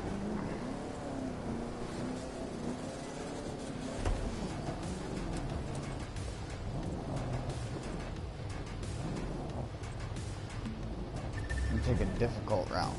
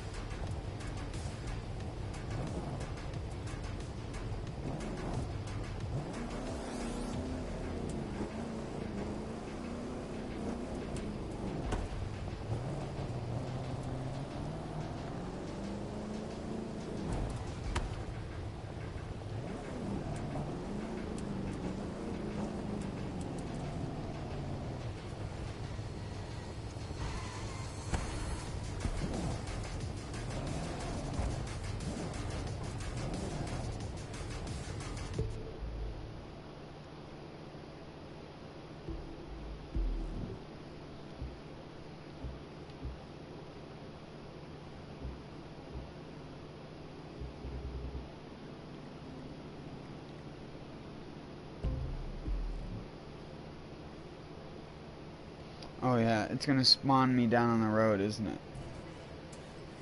Yeah. Right.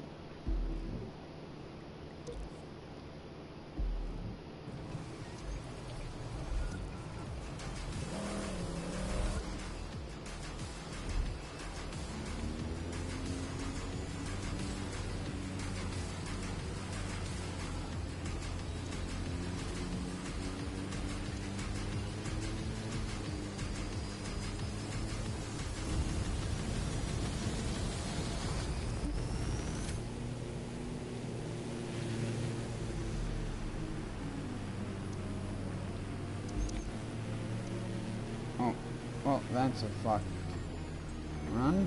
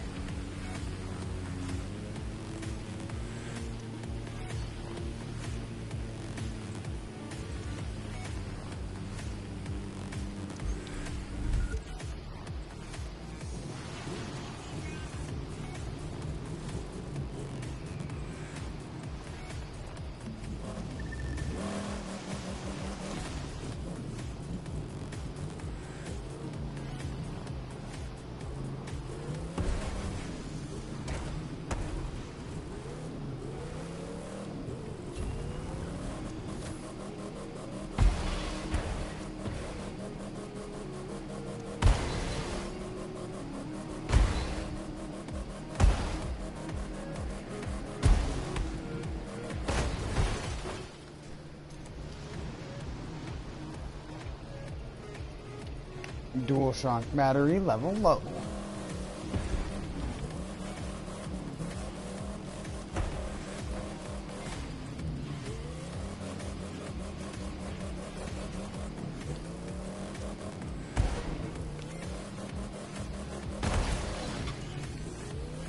Well, I'm going this way now.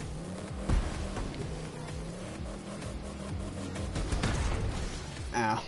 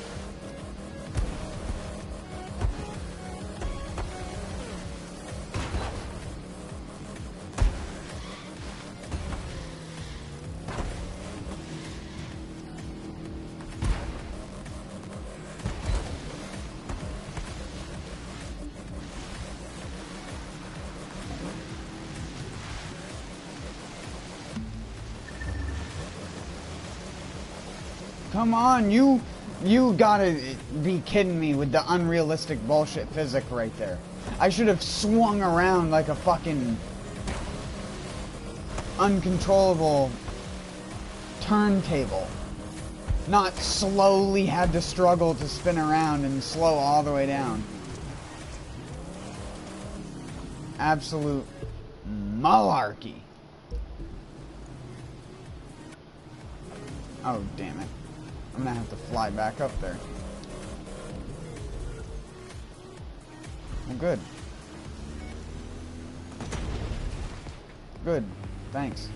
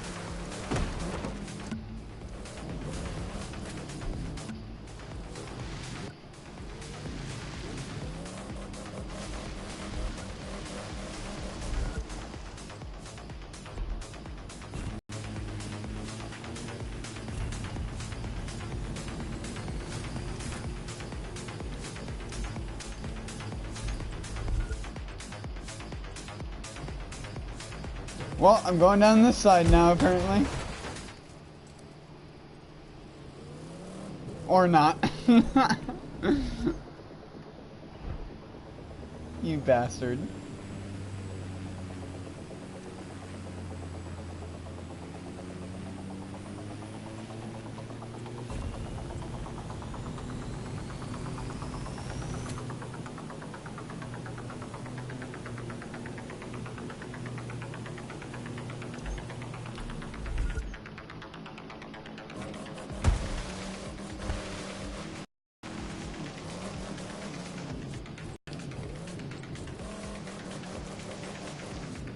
Oh, I think my stream crashed.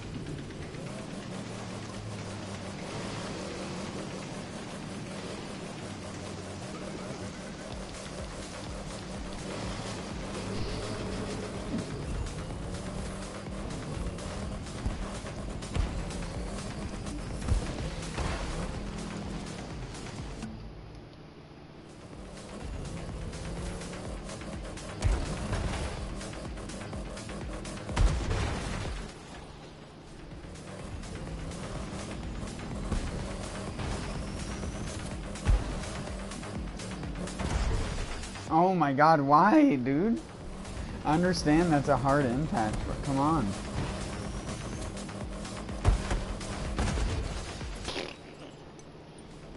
Junk. Piece of junk.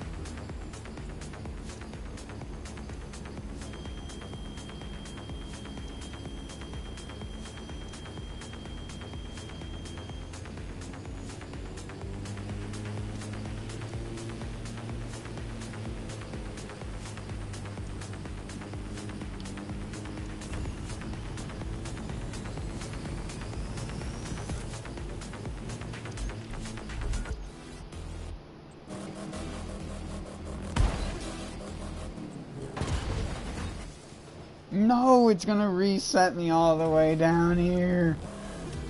Suck a nugget.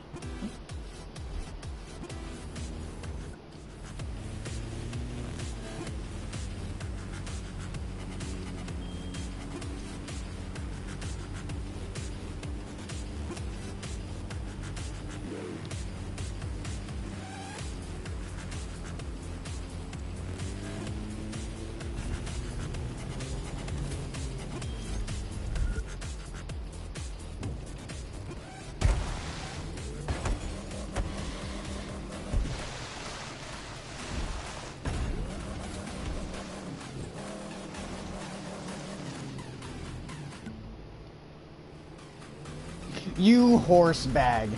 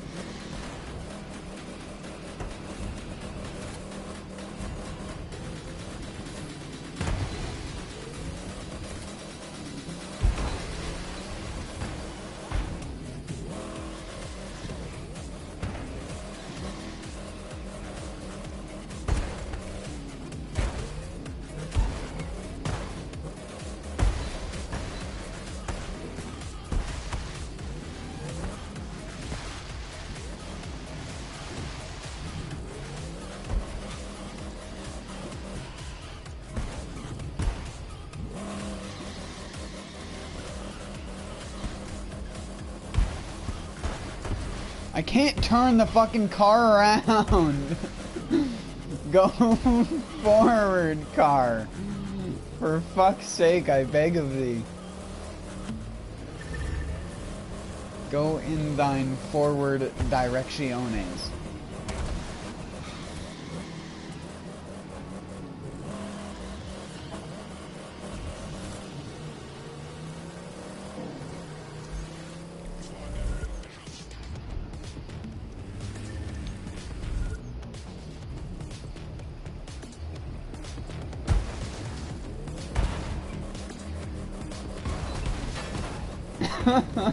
Like, that stuff is just ridiculous. How can the car survive that, but not the thing that it kept dying to earlier?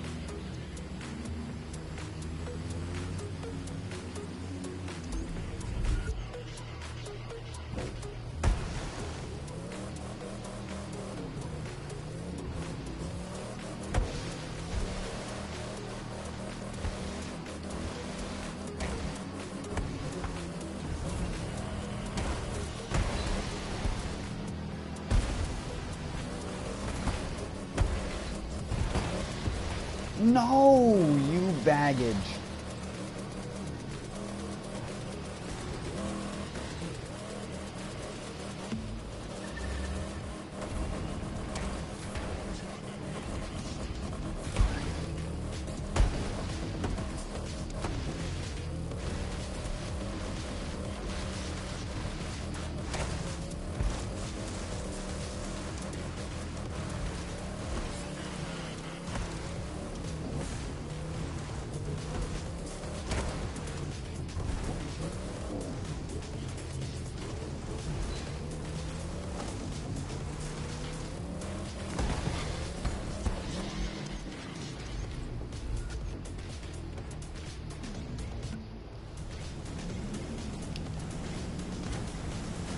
How have I not, like, come across a live reward yet?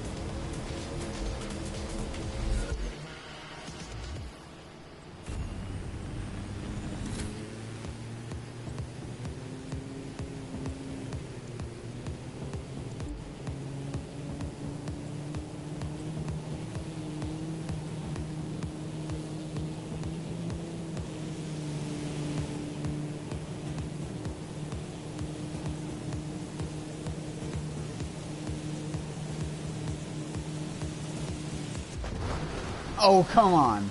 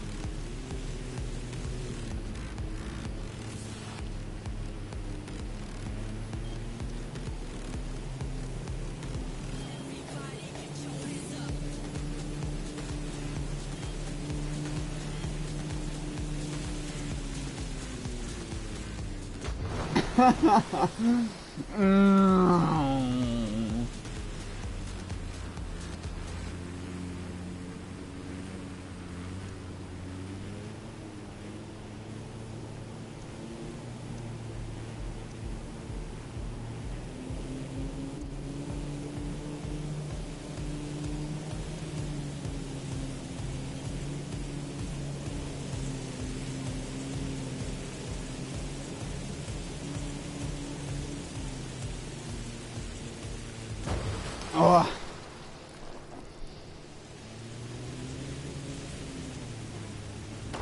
Oh, I forgot to yaw. Yawn. You forgot to yawn.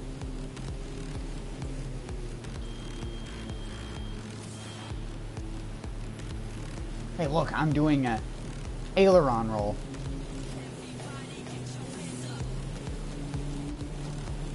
Now do a barrel roll.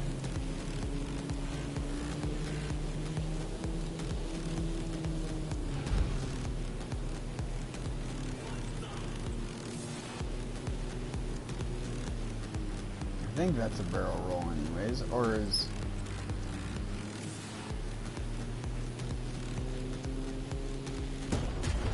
that a barrel roll? Do a barrel roll!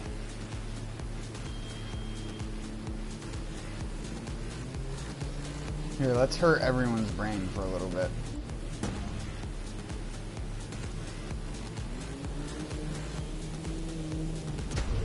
Oh, you. Sauce. Let's just get upside down. I need to get in the cockpit. What am I doing? Get me in that cockpit. Oh, yeah.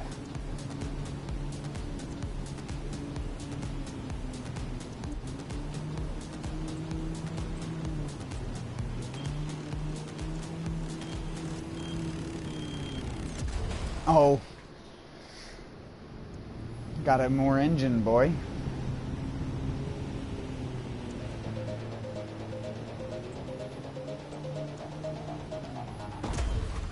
What the hell is going swan here?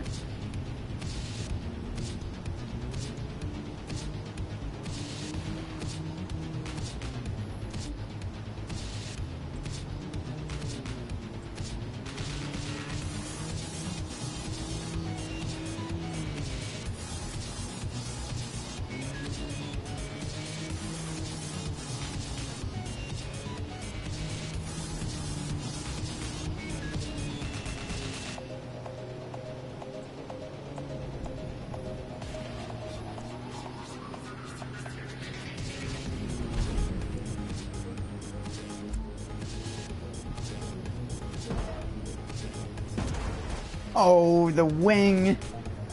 It's so fat. Why you gotta be so fat, wing? The booty's so big that it hits a tree. Oh, that was... oh, snapple. Crackle and the popple.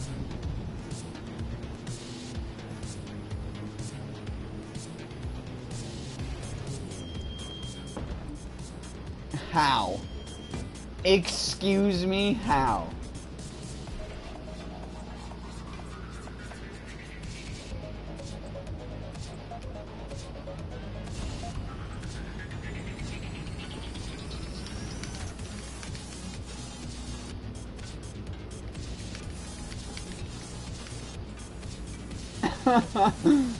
Good job, dude.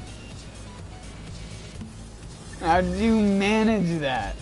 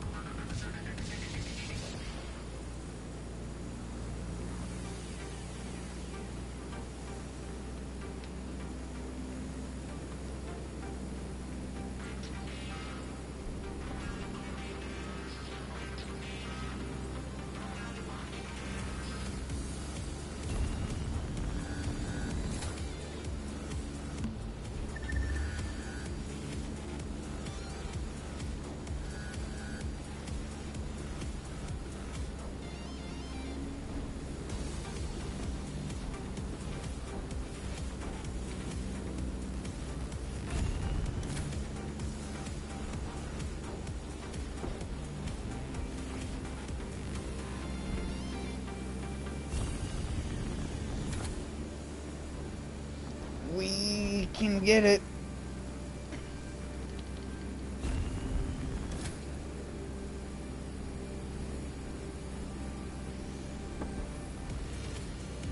Now I'm like dedicated to the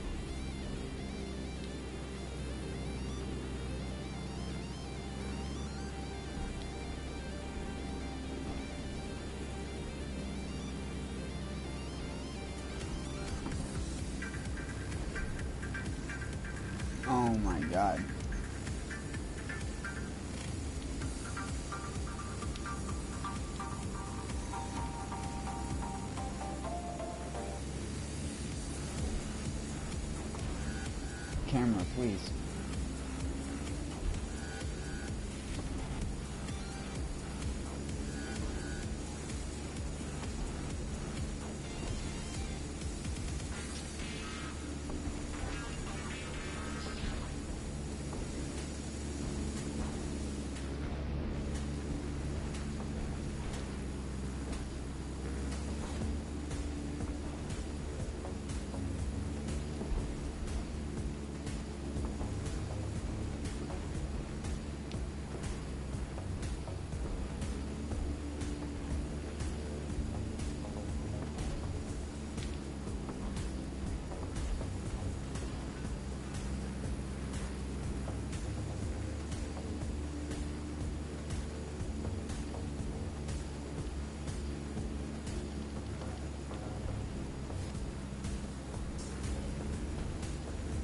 Come on, turn left. You can do it.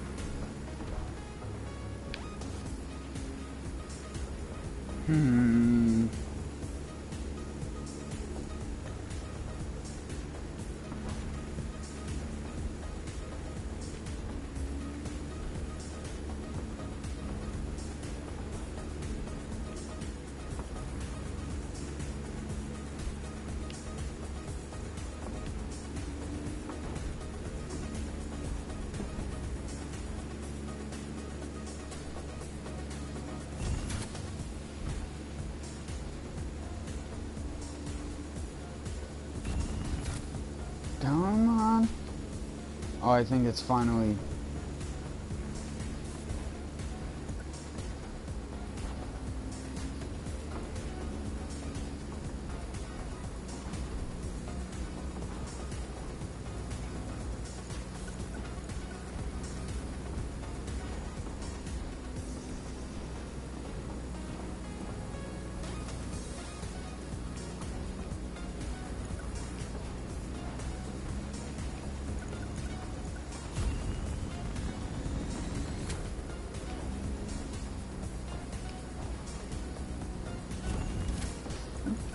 How did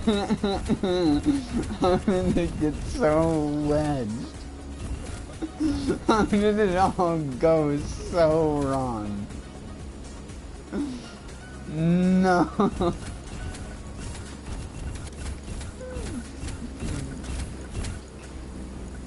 Come. Get that perfect wiggle, dude. Just what you need. You'll get it out eventually.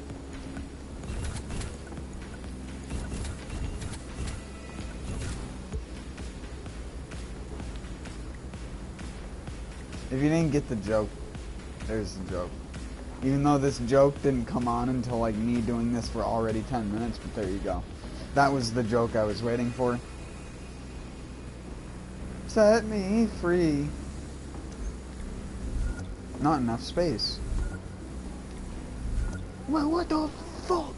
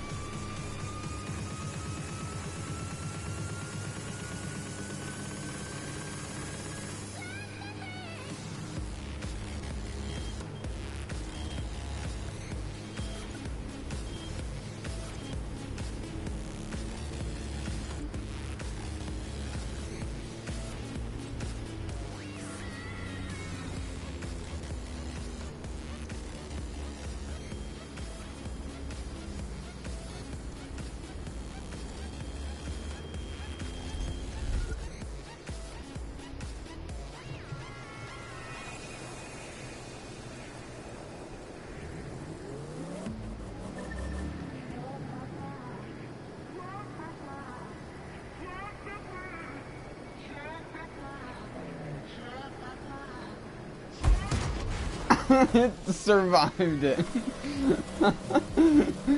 It didn't survive the tree, but if I had just landed on a hill, it would have made it. What?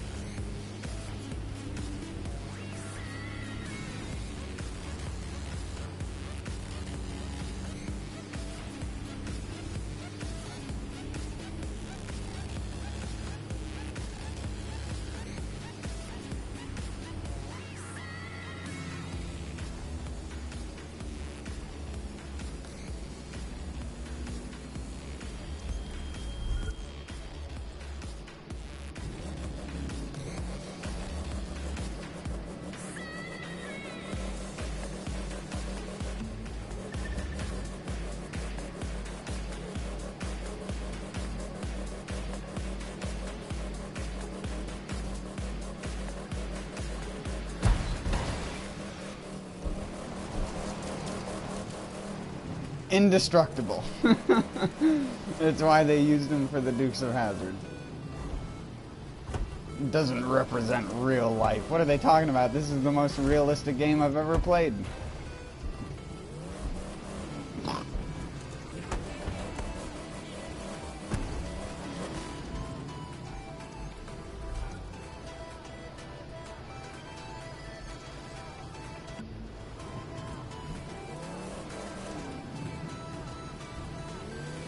What, you ain't never seen a Dodge Charger fall from like 1,100 feet in the sky and then just land on the side of a hill and just go boom and just drive away?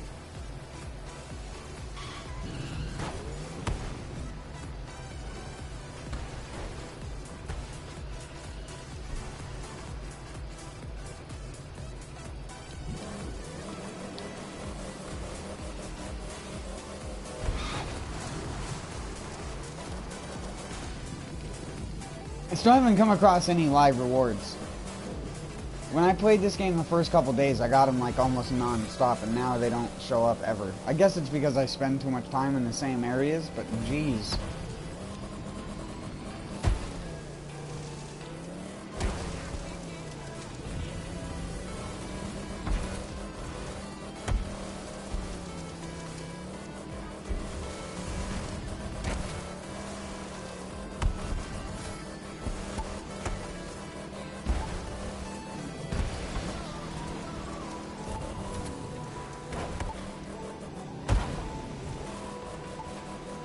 Oh my god, I mentioned it in Seeketh and you shall receive. When ash seeketh embers.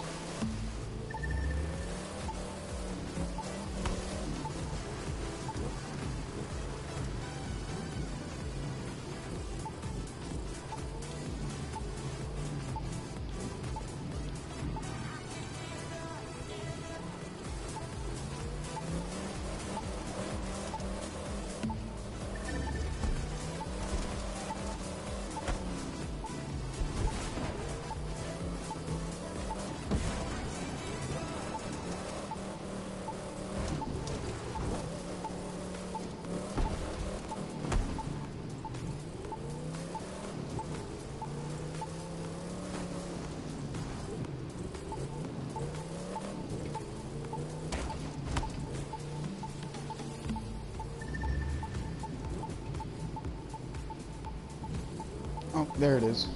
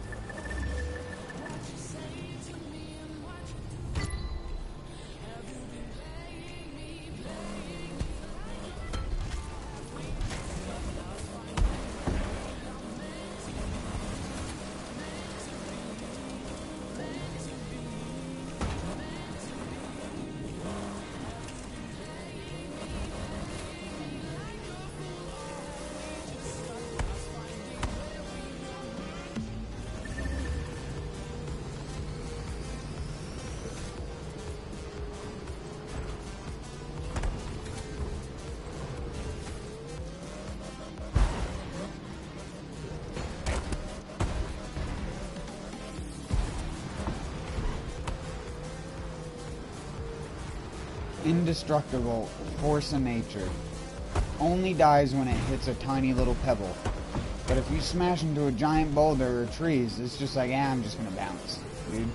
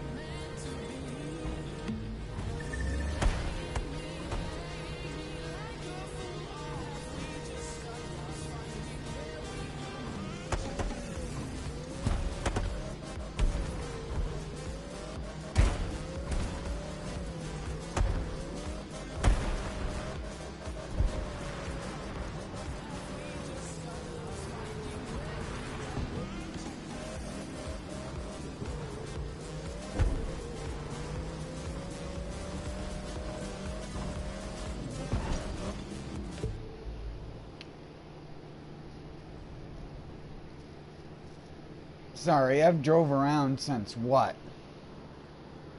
I did one of those rally raids. I swapped to the fucking stupid F1 car, and then I'd just been driving that. I drove that thing around all the way up into the mountain. I saw some dudes which distracted me, so I started to drive around them just to see what they were doing. And they were just launching themselves down the hill. 'Cause why not? Ooh. Whoops.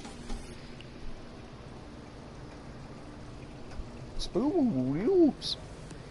Spoops.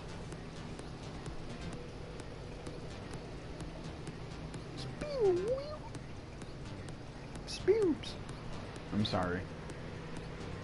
I'm turning into a YouTube poop just on a regular basis.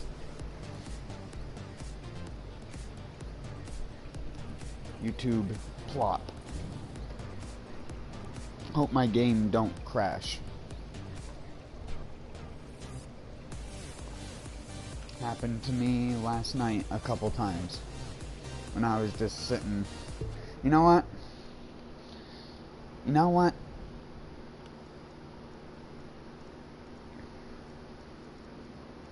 What the hell is this? Keys to the city. It no interest me. I care about no city or value. I just care about the race and heritage. Do you drive Bentley? I think not.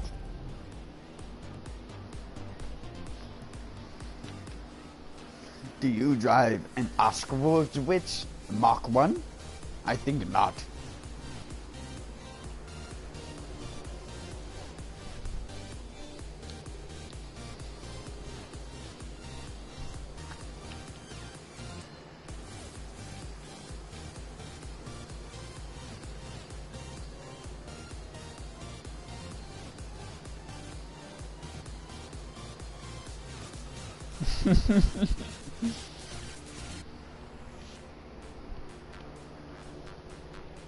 I just need it constantly doing that. Doom, doom, doom.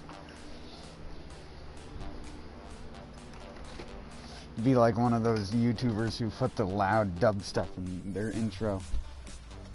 And then have the animated intro that like spins around and like slams into the screen. Or it like breaks through glass.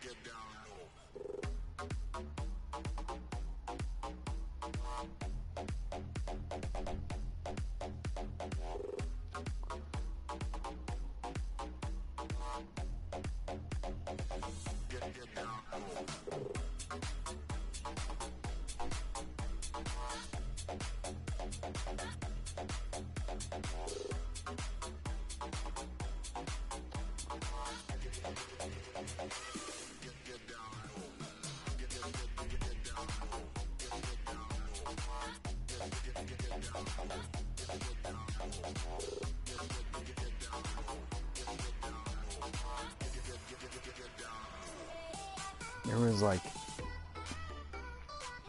I don't know if I said this earlier when I was talking about the pots and stuff like that, but there was one cucumber plant that was left at the gardening section of whatever, and it was just sitting there. Clearly the thing hadn't been, like, because no one had bought it or anything like that, it had rooted the entire thing, so I was just like, fuck it. They were giving it at a really cheap price anyways, because it was the last one, and half of it was yellow, and I'm like, it'll be fun.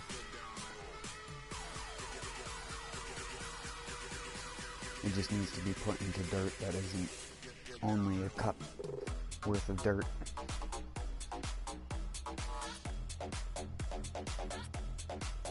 So hopefully the dirt I put it in will help it. Although its root ball was so tied up in the cup I couldn't even loosen the soil to make the roots loose when I put it in, because it was so matted together.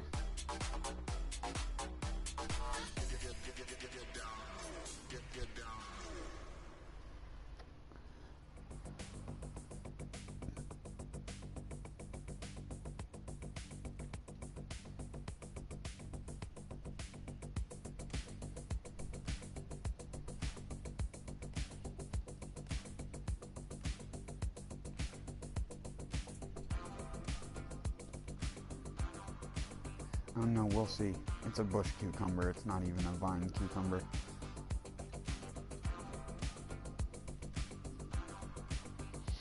It was just sitting there, so I figured I'd get it. Just add it into the bunch of bushes of pumpkin I have. I took out one of the really weak pumpkin plants that wasn't doing very good, and some of its leaves were yellow. And I put that thing in.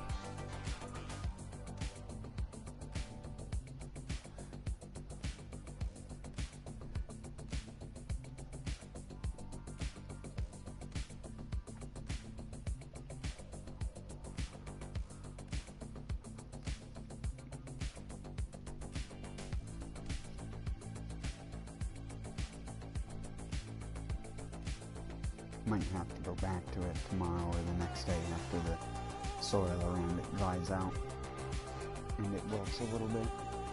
As bad as that seems, when the soil's all dried out, I can pull it back out of the ground, tap it against the ground to loosen all the root ball up, put it back in the ground, then water it, and it'll unwilt.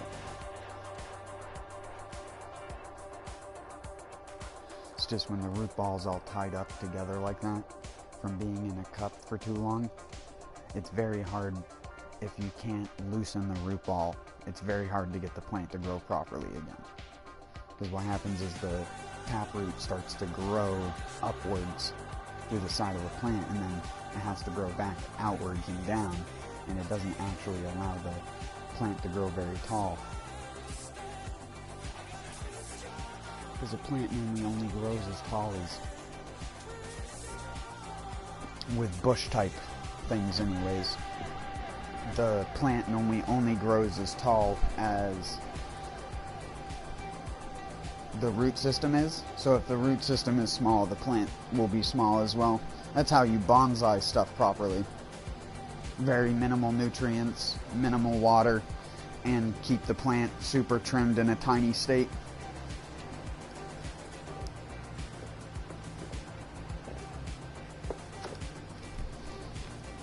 Bonsai!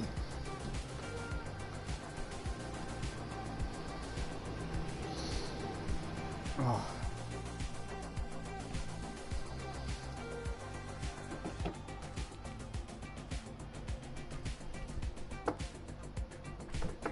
Whoa.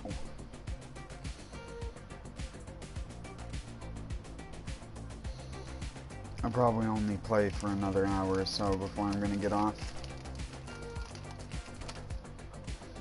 But I'm gonna do races, I'm not gonna free ride.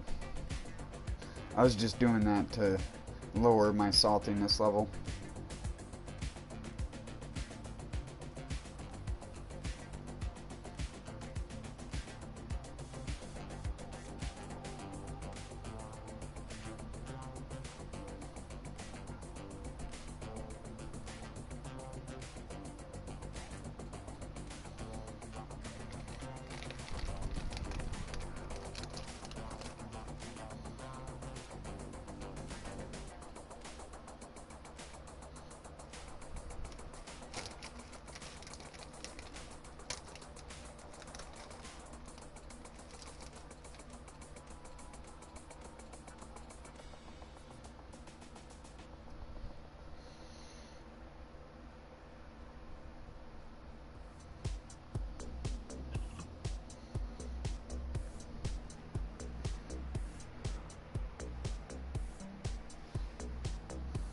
No, I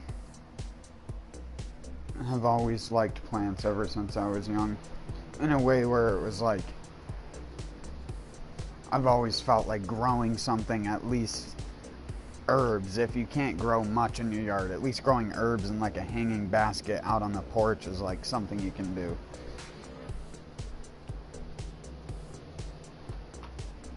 Some dill, some parsley, something like that. In a small hanging basket if you really want some thing like that.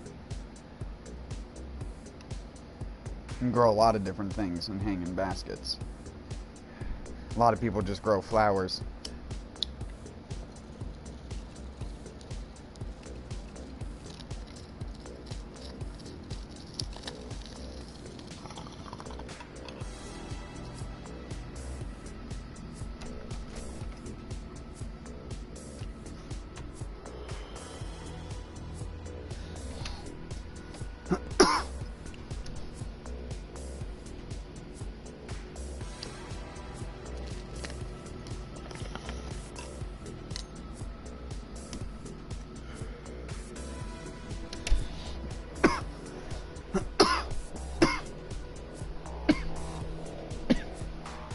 I had this hanging basket outside that started to do really bad because the soil in it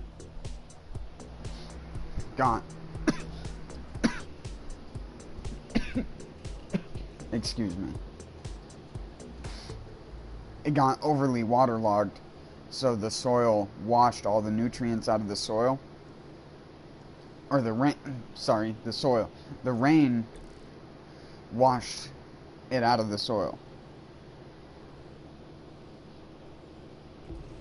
So I had to add in mere mortals. Aren't we small amounts of He underestimates us. So let's remind him that enriched technique compost. is more important than a pedigree, no matter how impressive his is.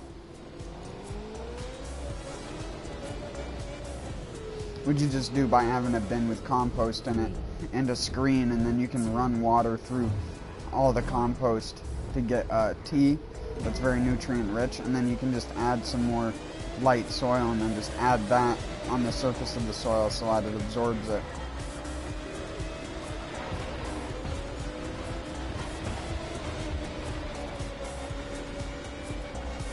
A lot of people call it a form of compost tea, but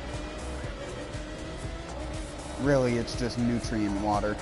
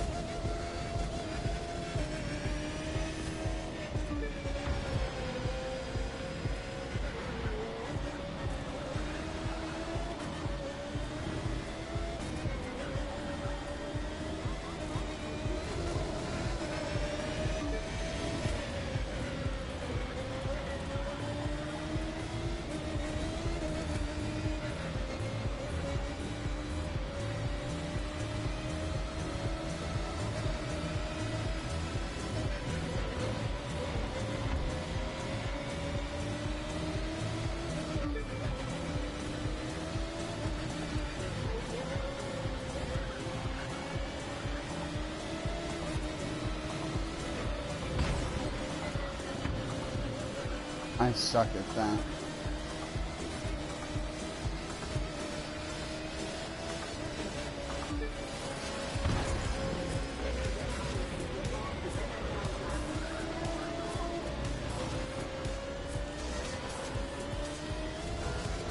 I need to practice driving these things more.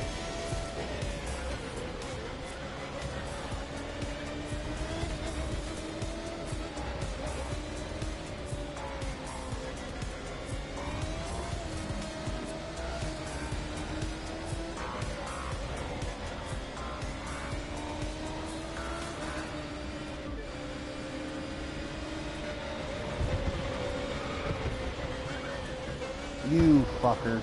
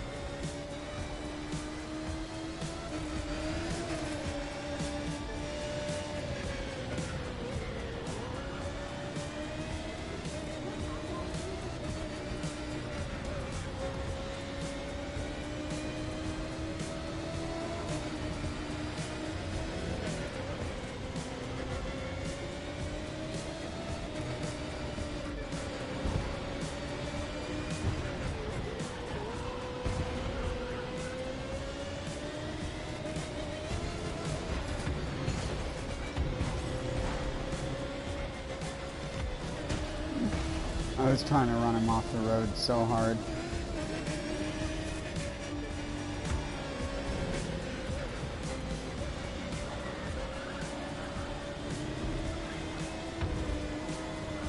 God damn it. 3, 2, 1.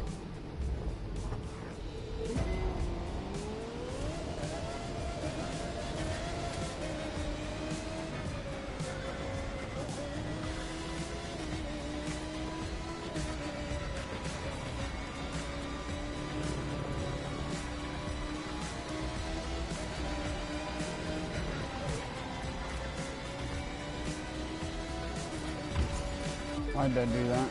Turned way too early. Whoa! That's my driver. Way to go! What was that?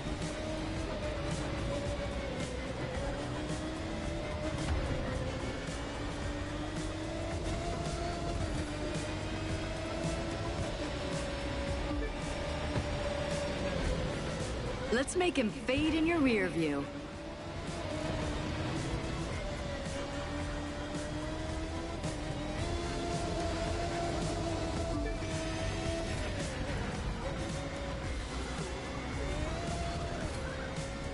Whoa, don't lose control there, bud. Take notes. Maybe you learn some real racing moves. That was a real racing move.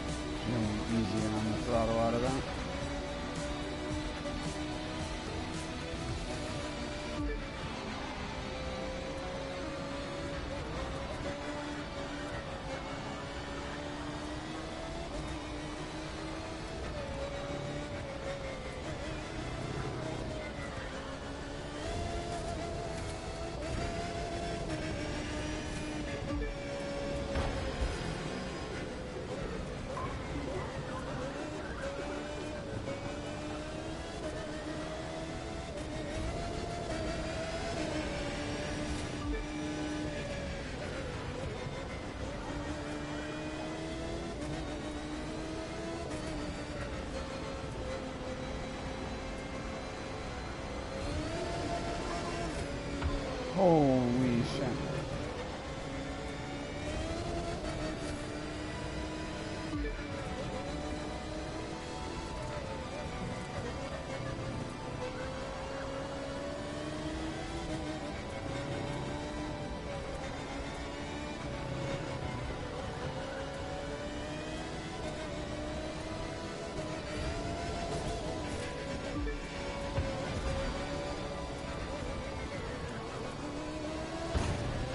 I was way too inside, bud.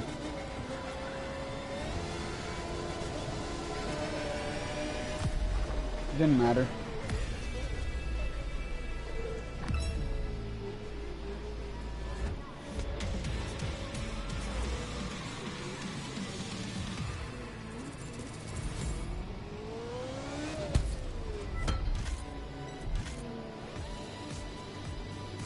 There's only one.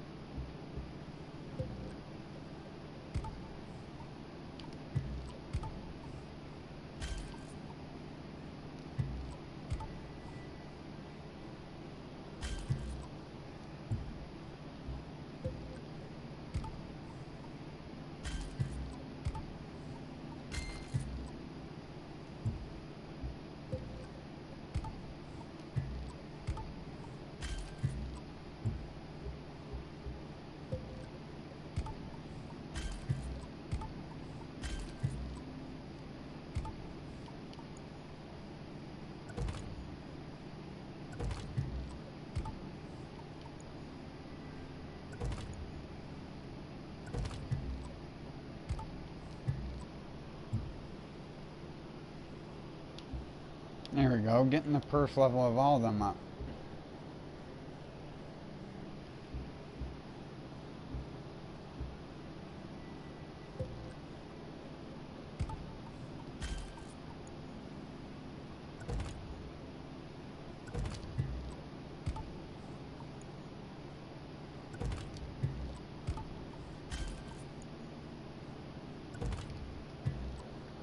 You know what, I wonder what they have for pro settings.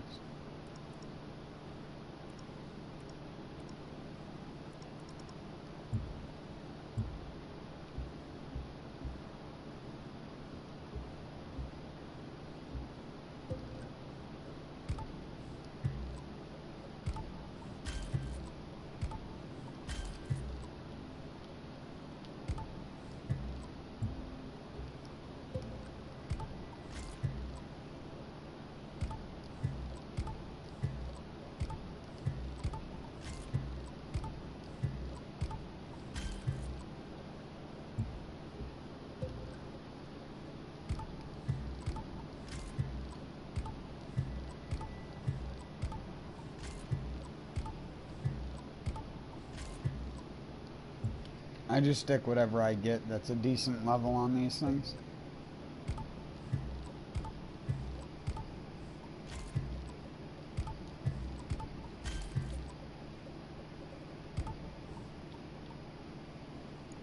in case I ever decide I want to use them.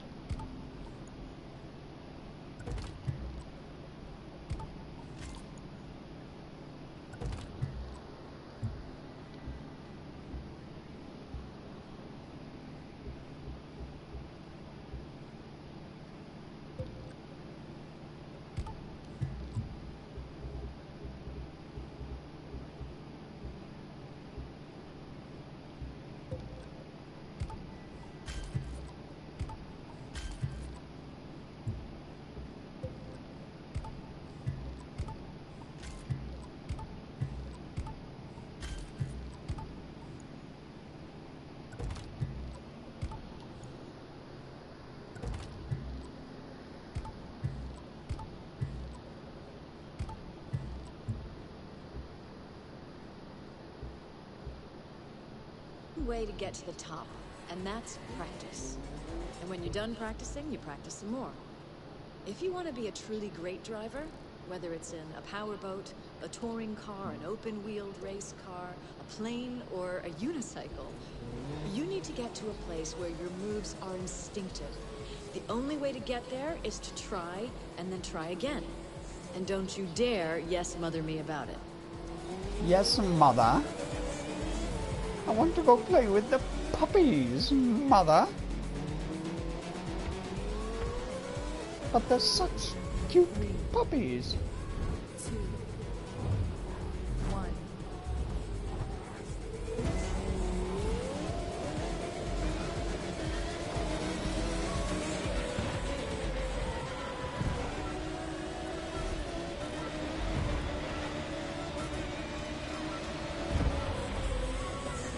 Hey, dude, that's rude. I guess that's what I deserve.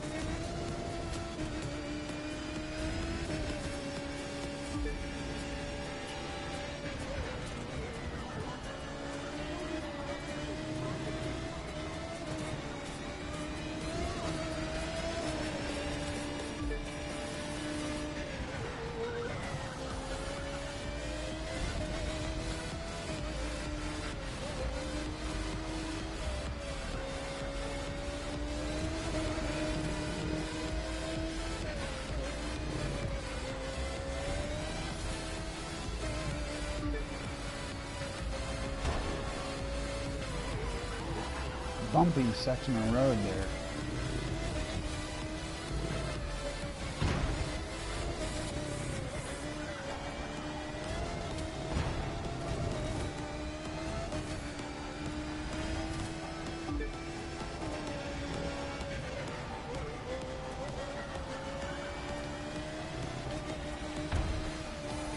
fuck that up.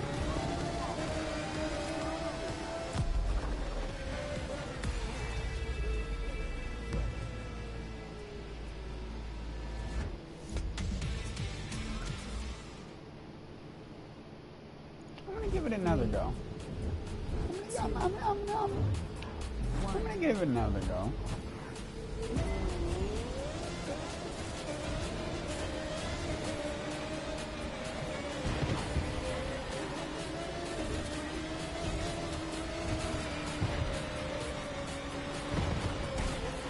Again, dude, come the fuck on.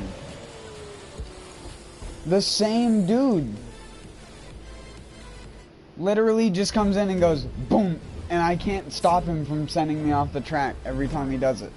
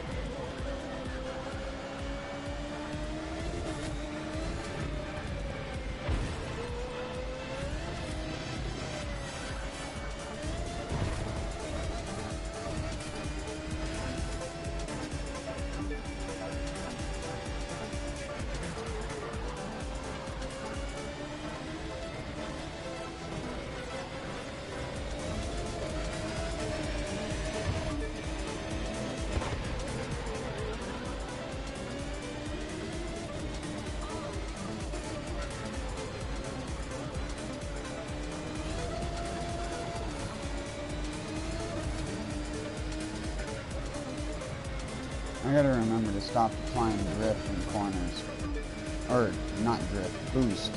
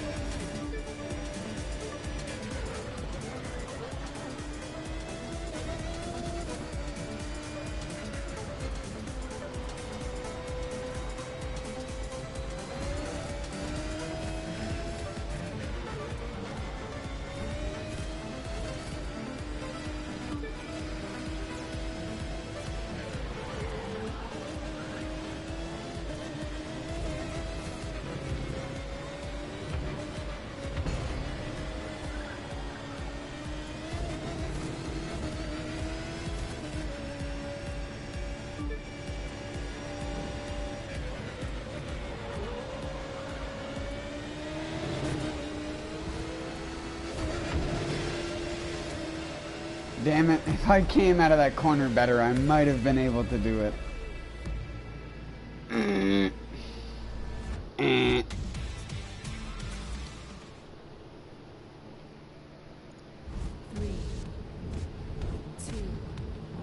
So far, this is the only legitimately challenging thing so far, where it feels legitimate, and it's not just a bunch of rubber banding bullshit. But then again, I've never been in first place, so I wouldn't know how fast they'd overtake me if I got into first place.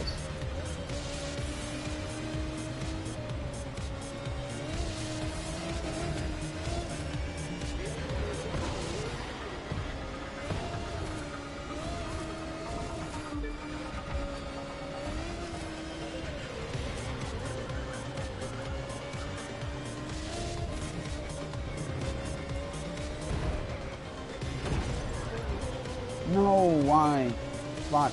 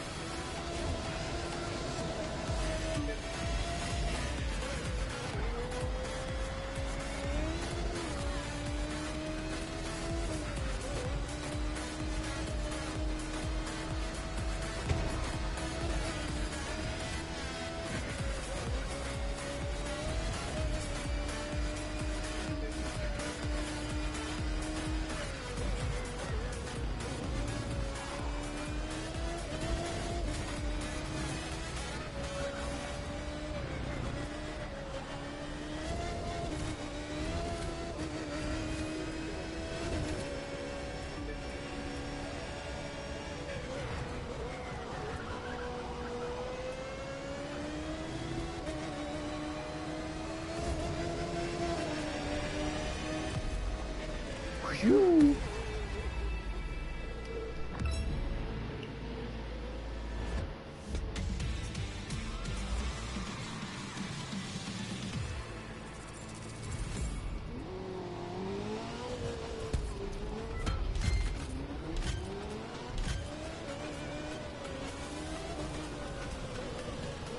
He's a god.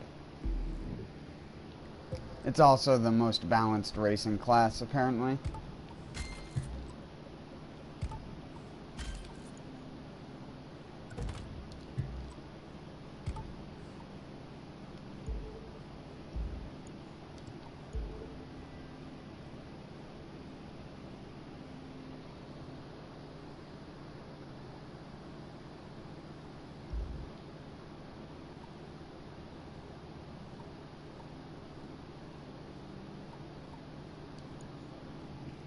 Too minor. Still haven't gotten any of that.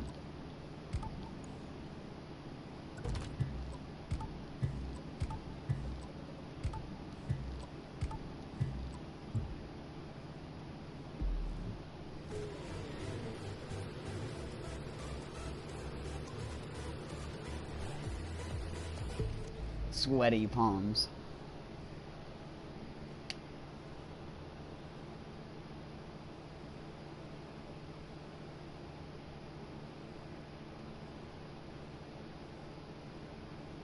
Look at that terrible turn right there.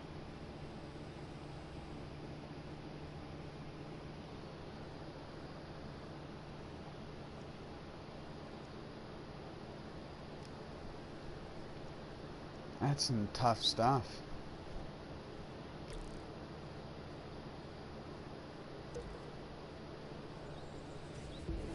Welcome to an old family tradition, the Bishop family legacy race. 3 generations of Clarence Bishop, all in one competition. They sponsor it every year, and one of them wins every year. How'd you like to start a new tradition and break their streak?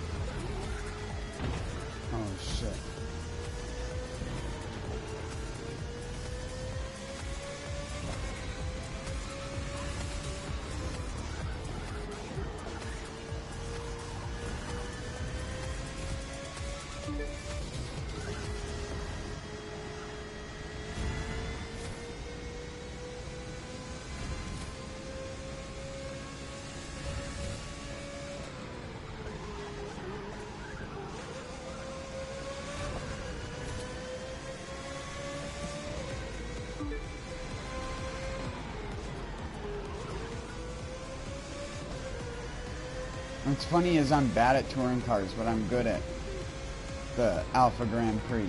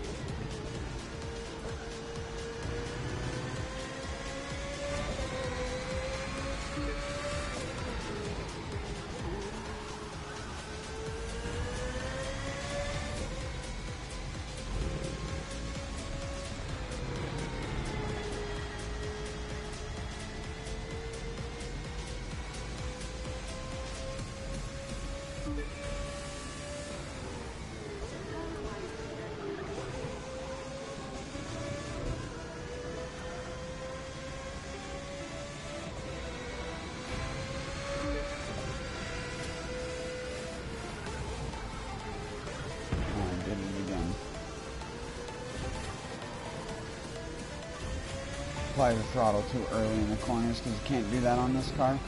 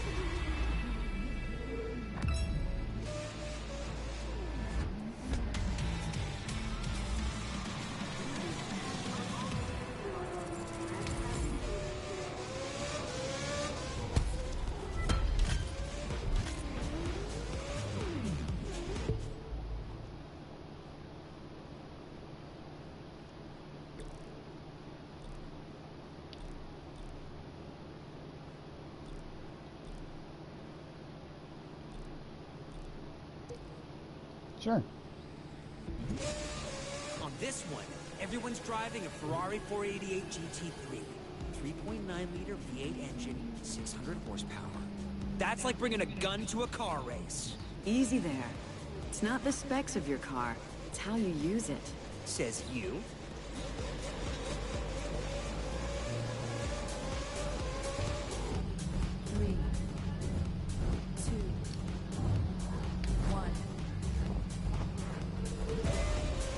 it'll be easy then? Yeah. See you later, kiddos. Use your head and you'll find the line. I think you mean, see you later, kiddos. Get out of my way.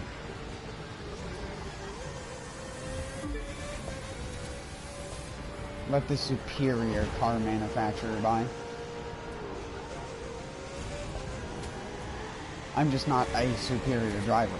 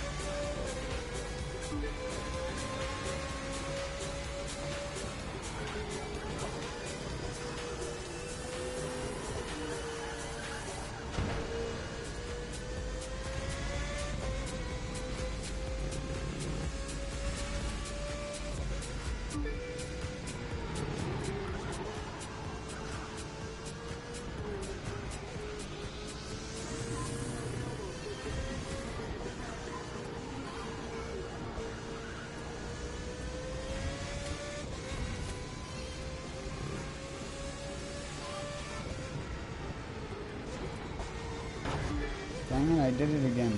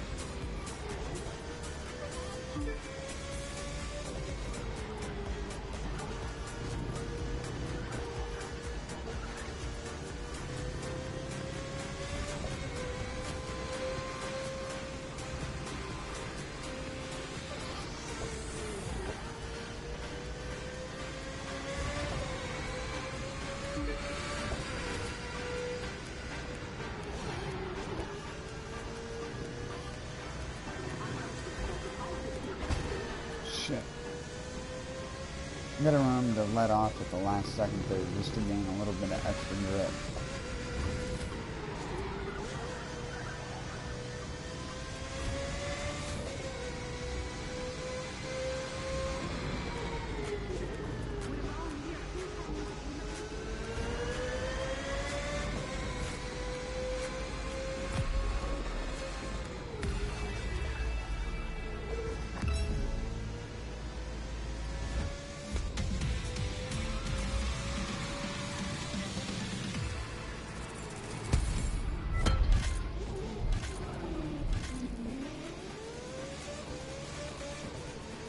What we're trying to do is modernize the sport. I figure with new events and new tracks, we can attract a new audience. Otherwise, we risk losing audience members who are tired of the same old, same old. So that's why we're...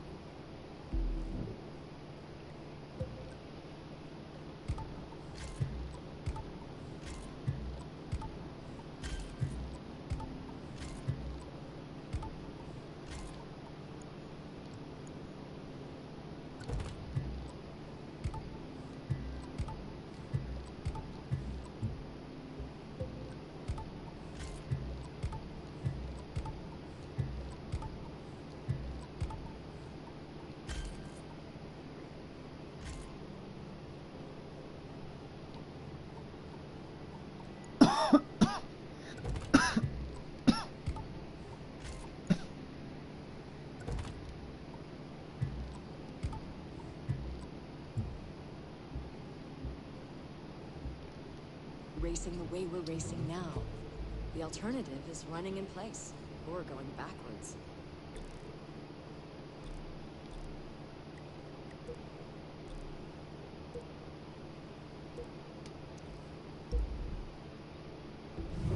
Wait, no. Zoom back out.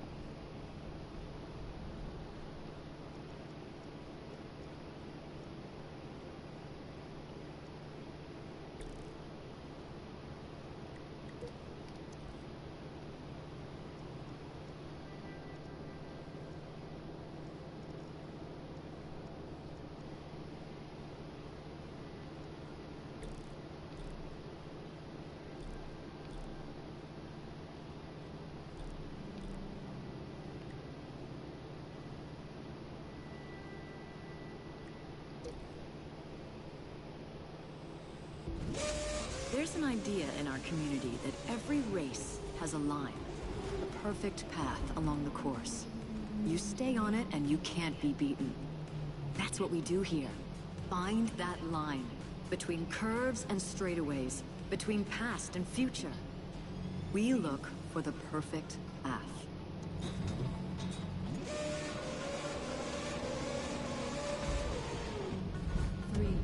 I mean, that's every racing, sweetie. I know that you had to be written shitty lines by a Ubisoft developer, but yeah, that's all racing, sweetie. Except if you're drag racing, then it's the finest line in between the gear shifts and the starting line.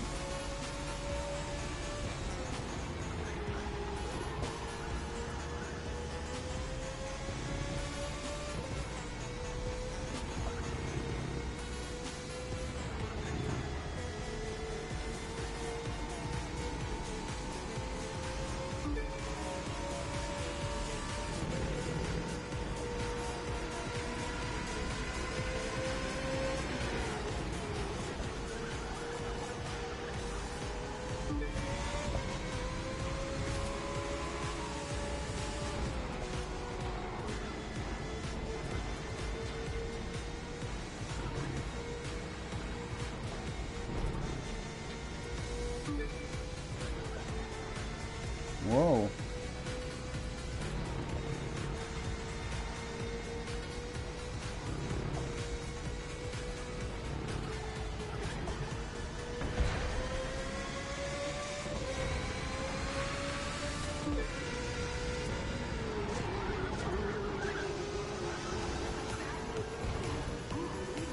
Hey, buddy. This isn't contact racing now. Says the guy who just ran through half of the field to get to first place. Yeah, victory dance, here I come.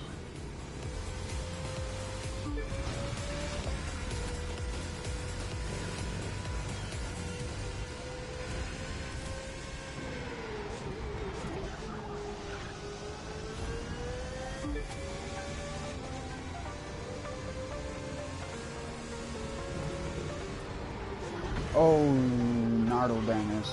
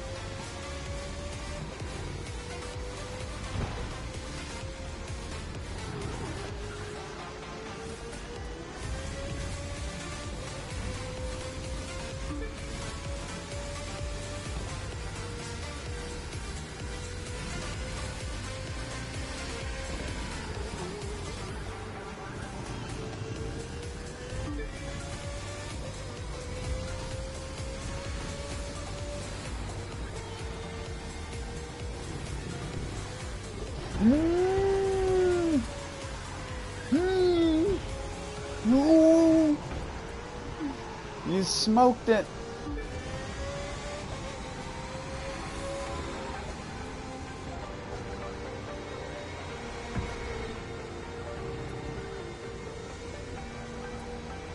Oh my god. Whatever.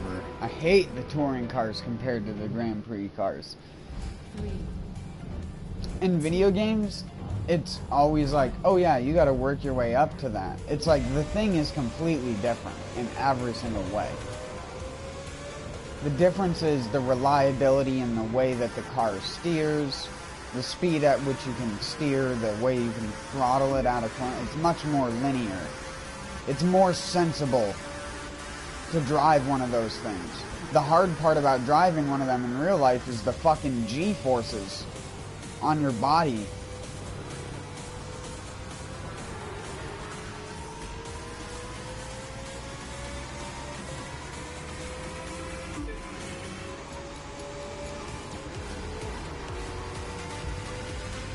The cars are so rigid, it's hard to drive them wrong.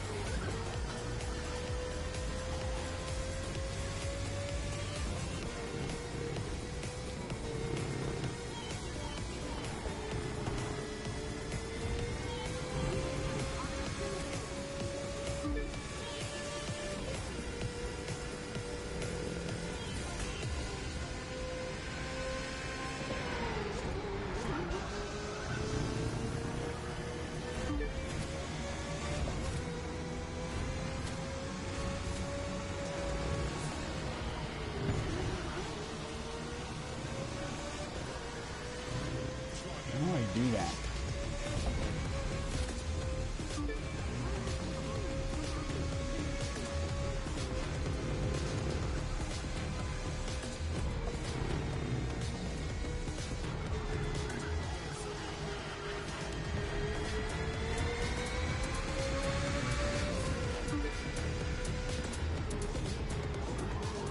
Come on, let's go. Lap without touching the wall.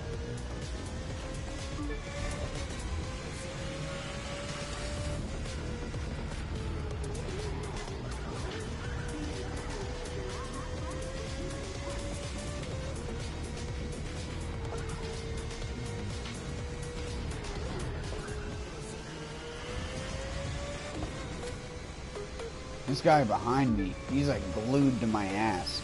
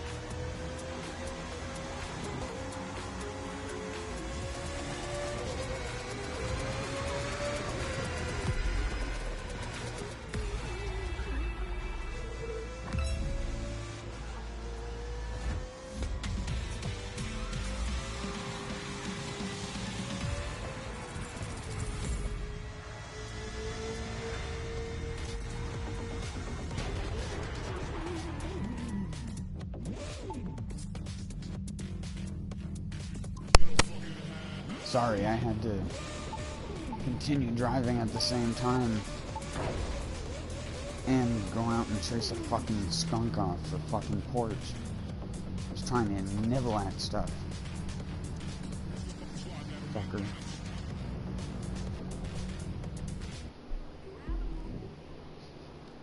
That's why I let off the throttle all of a sudden. I'm surprised I still won, to be honest.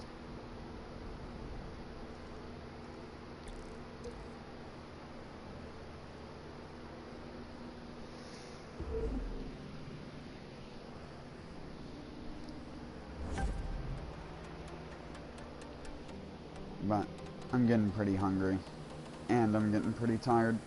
I was already going to get off like 30 minutes ago, but I got into doing that Grand Prix race, and I wanted to continue.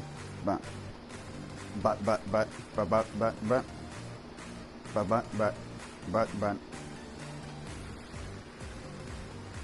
I'll be back later.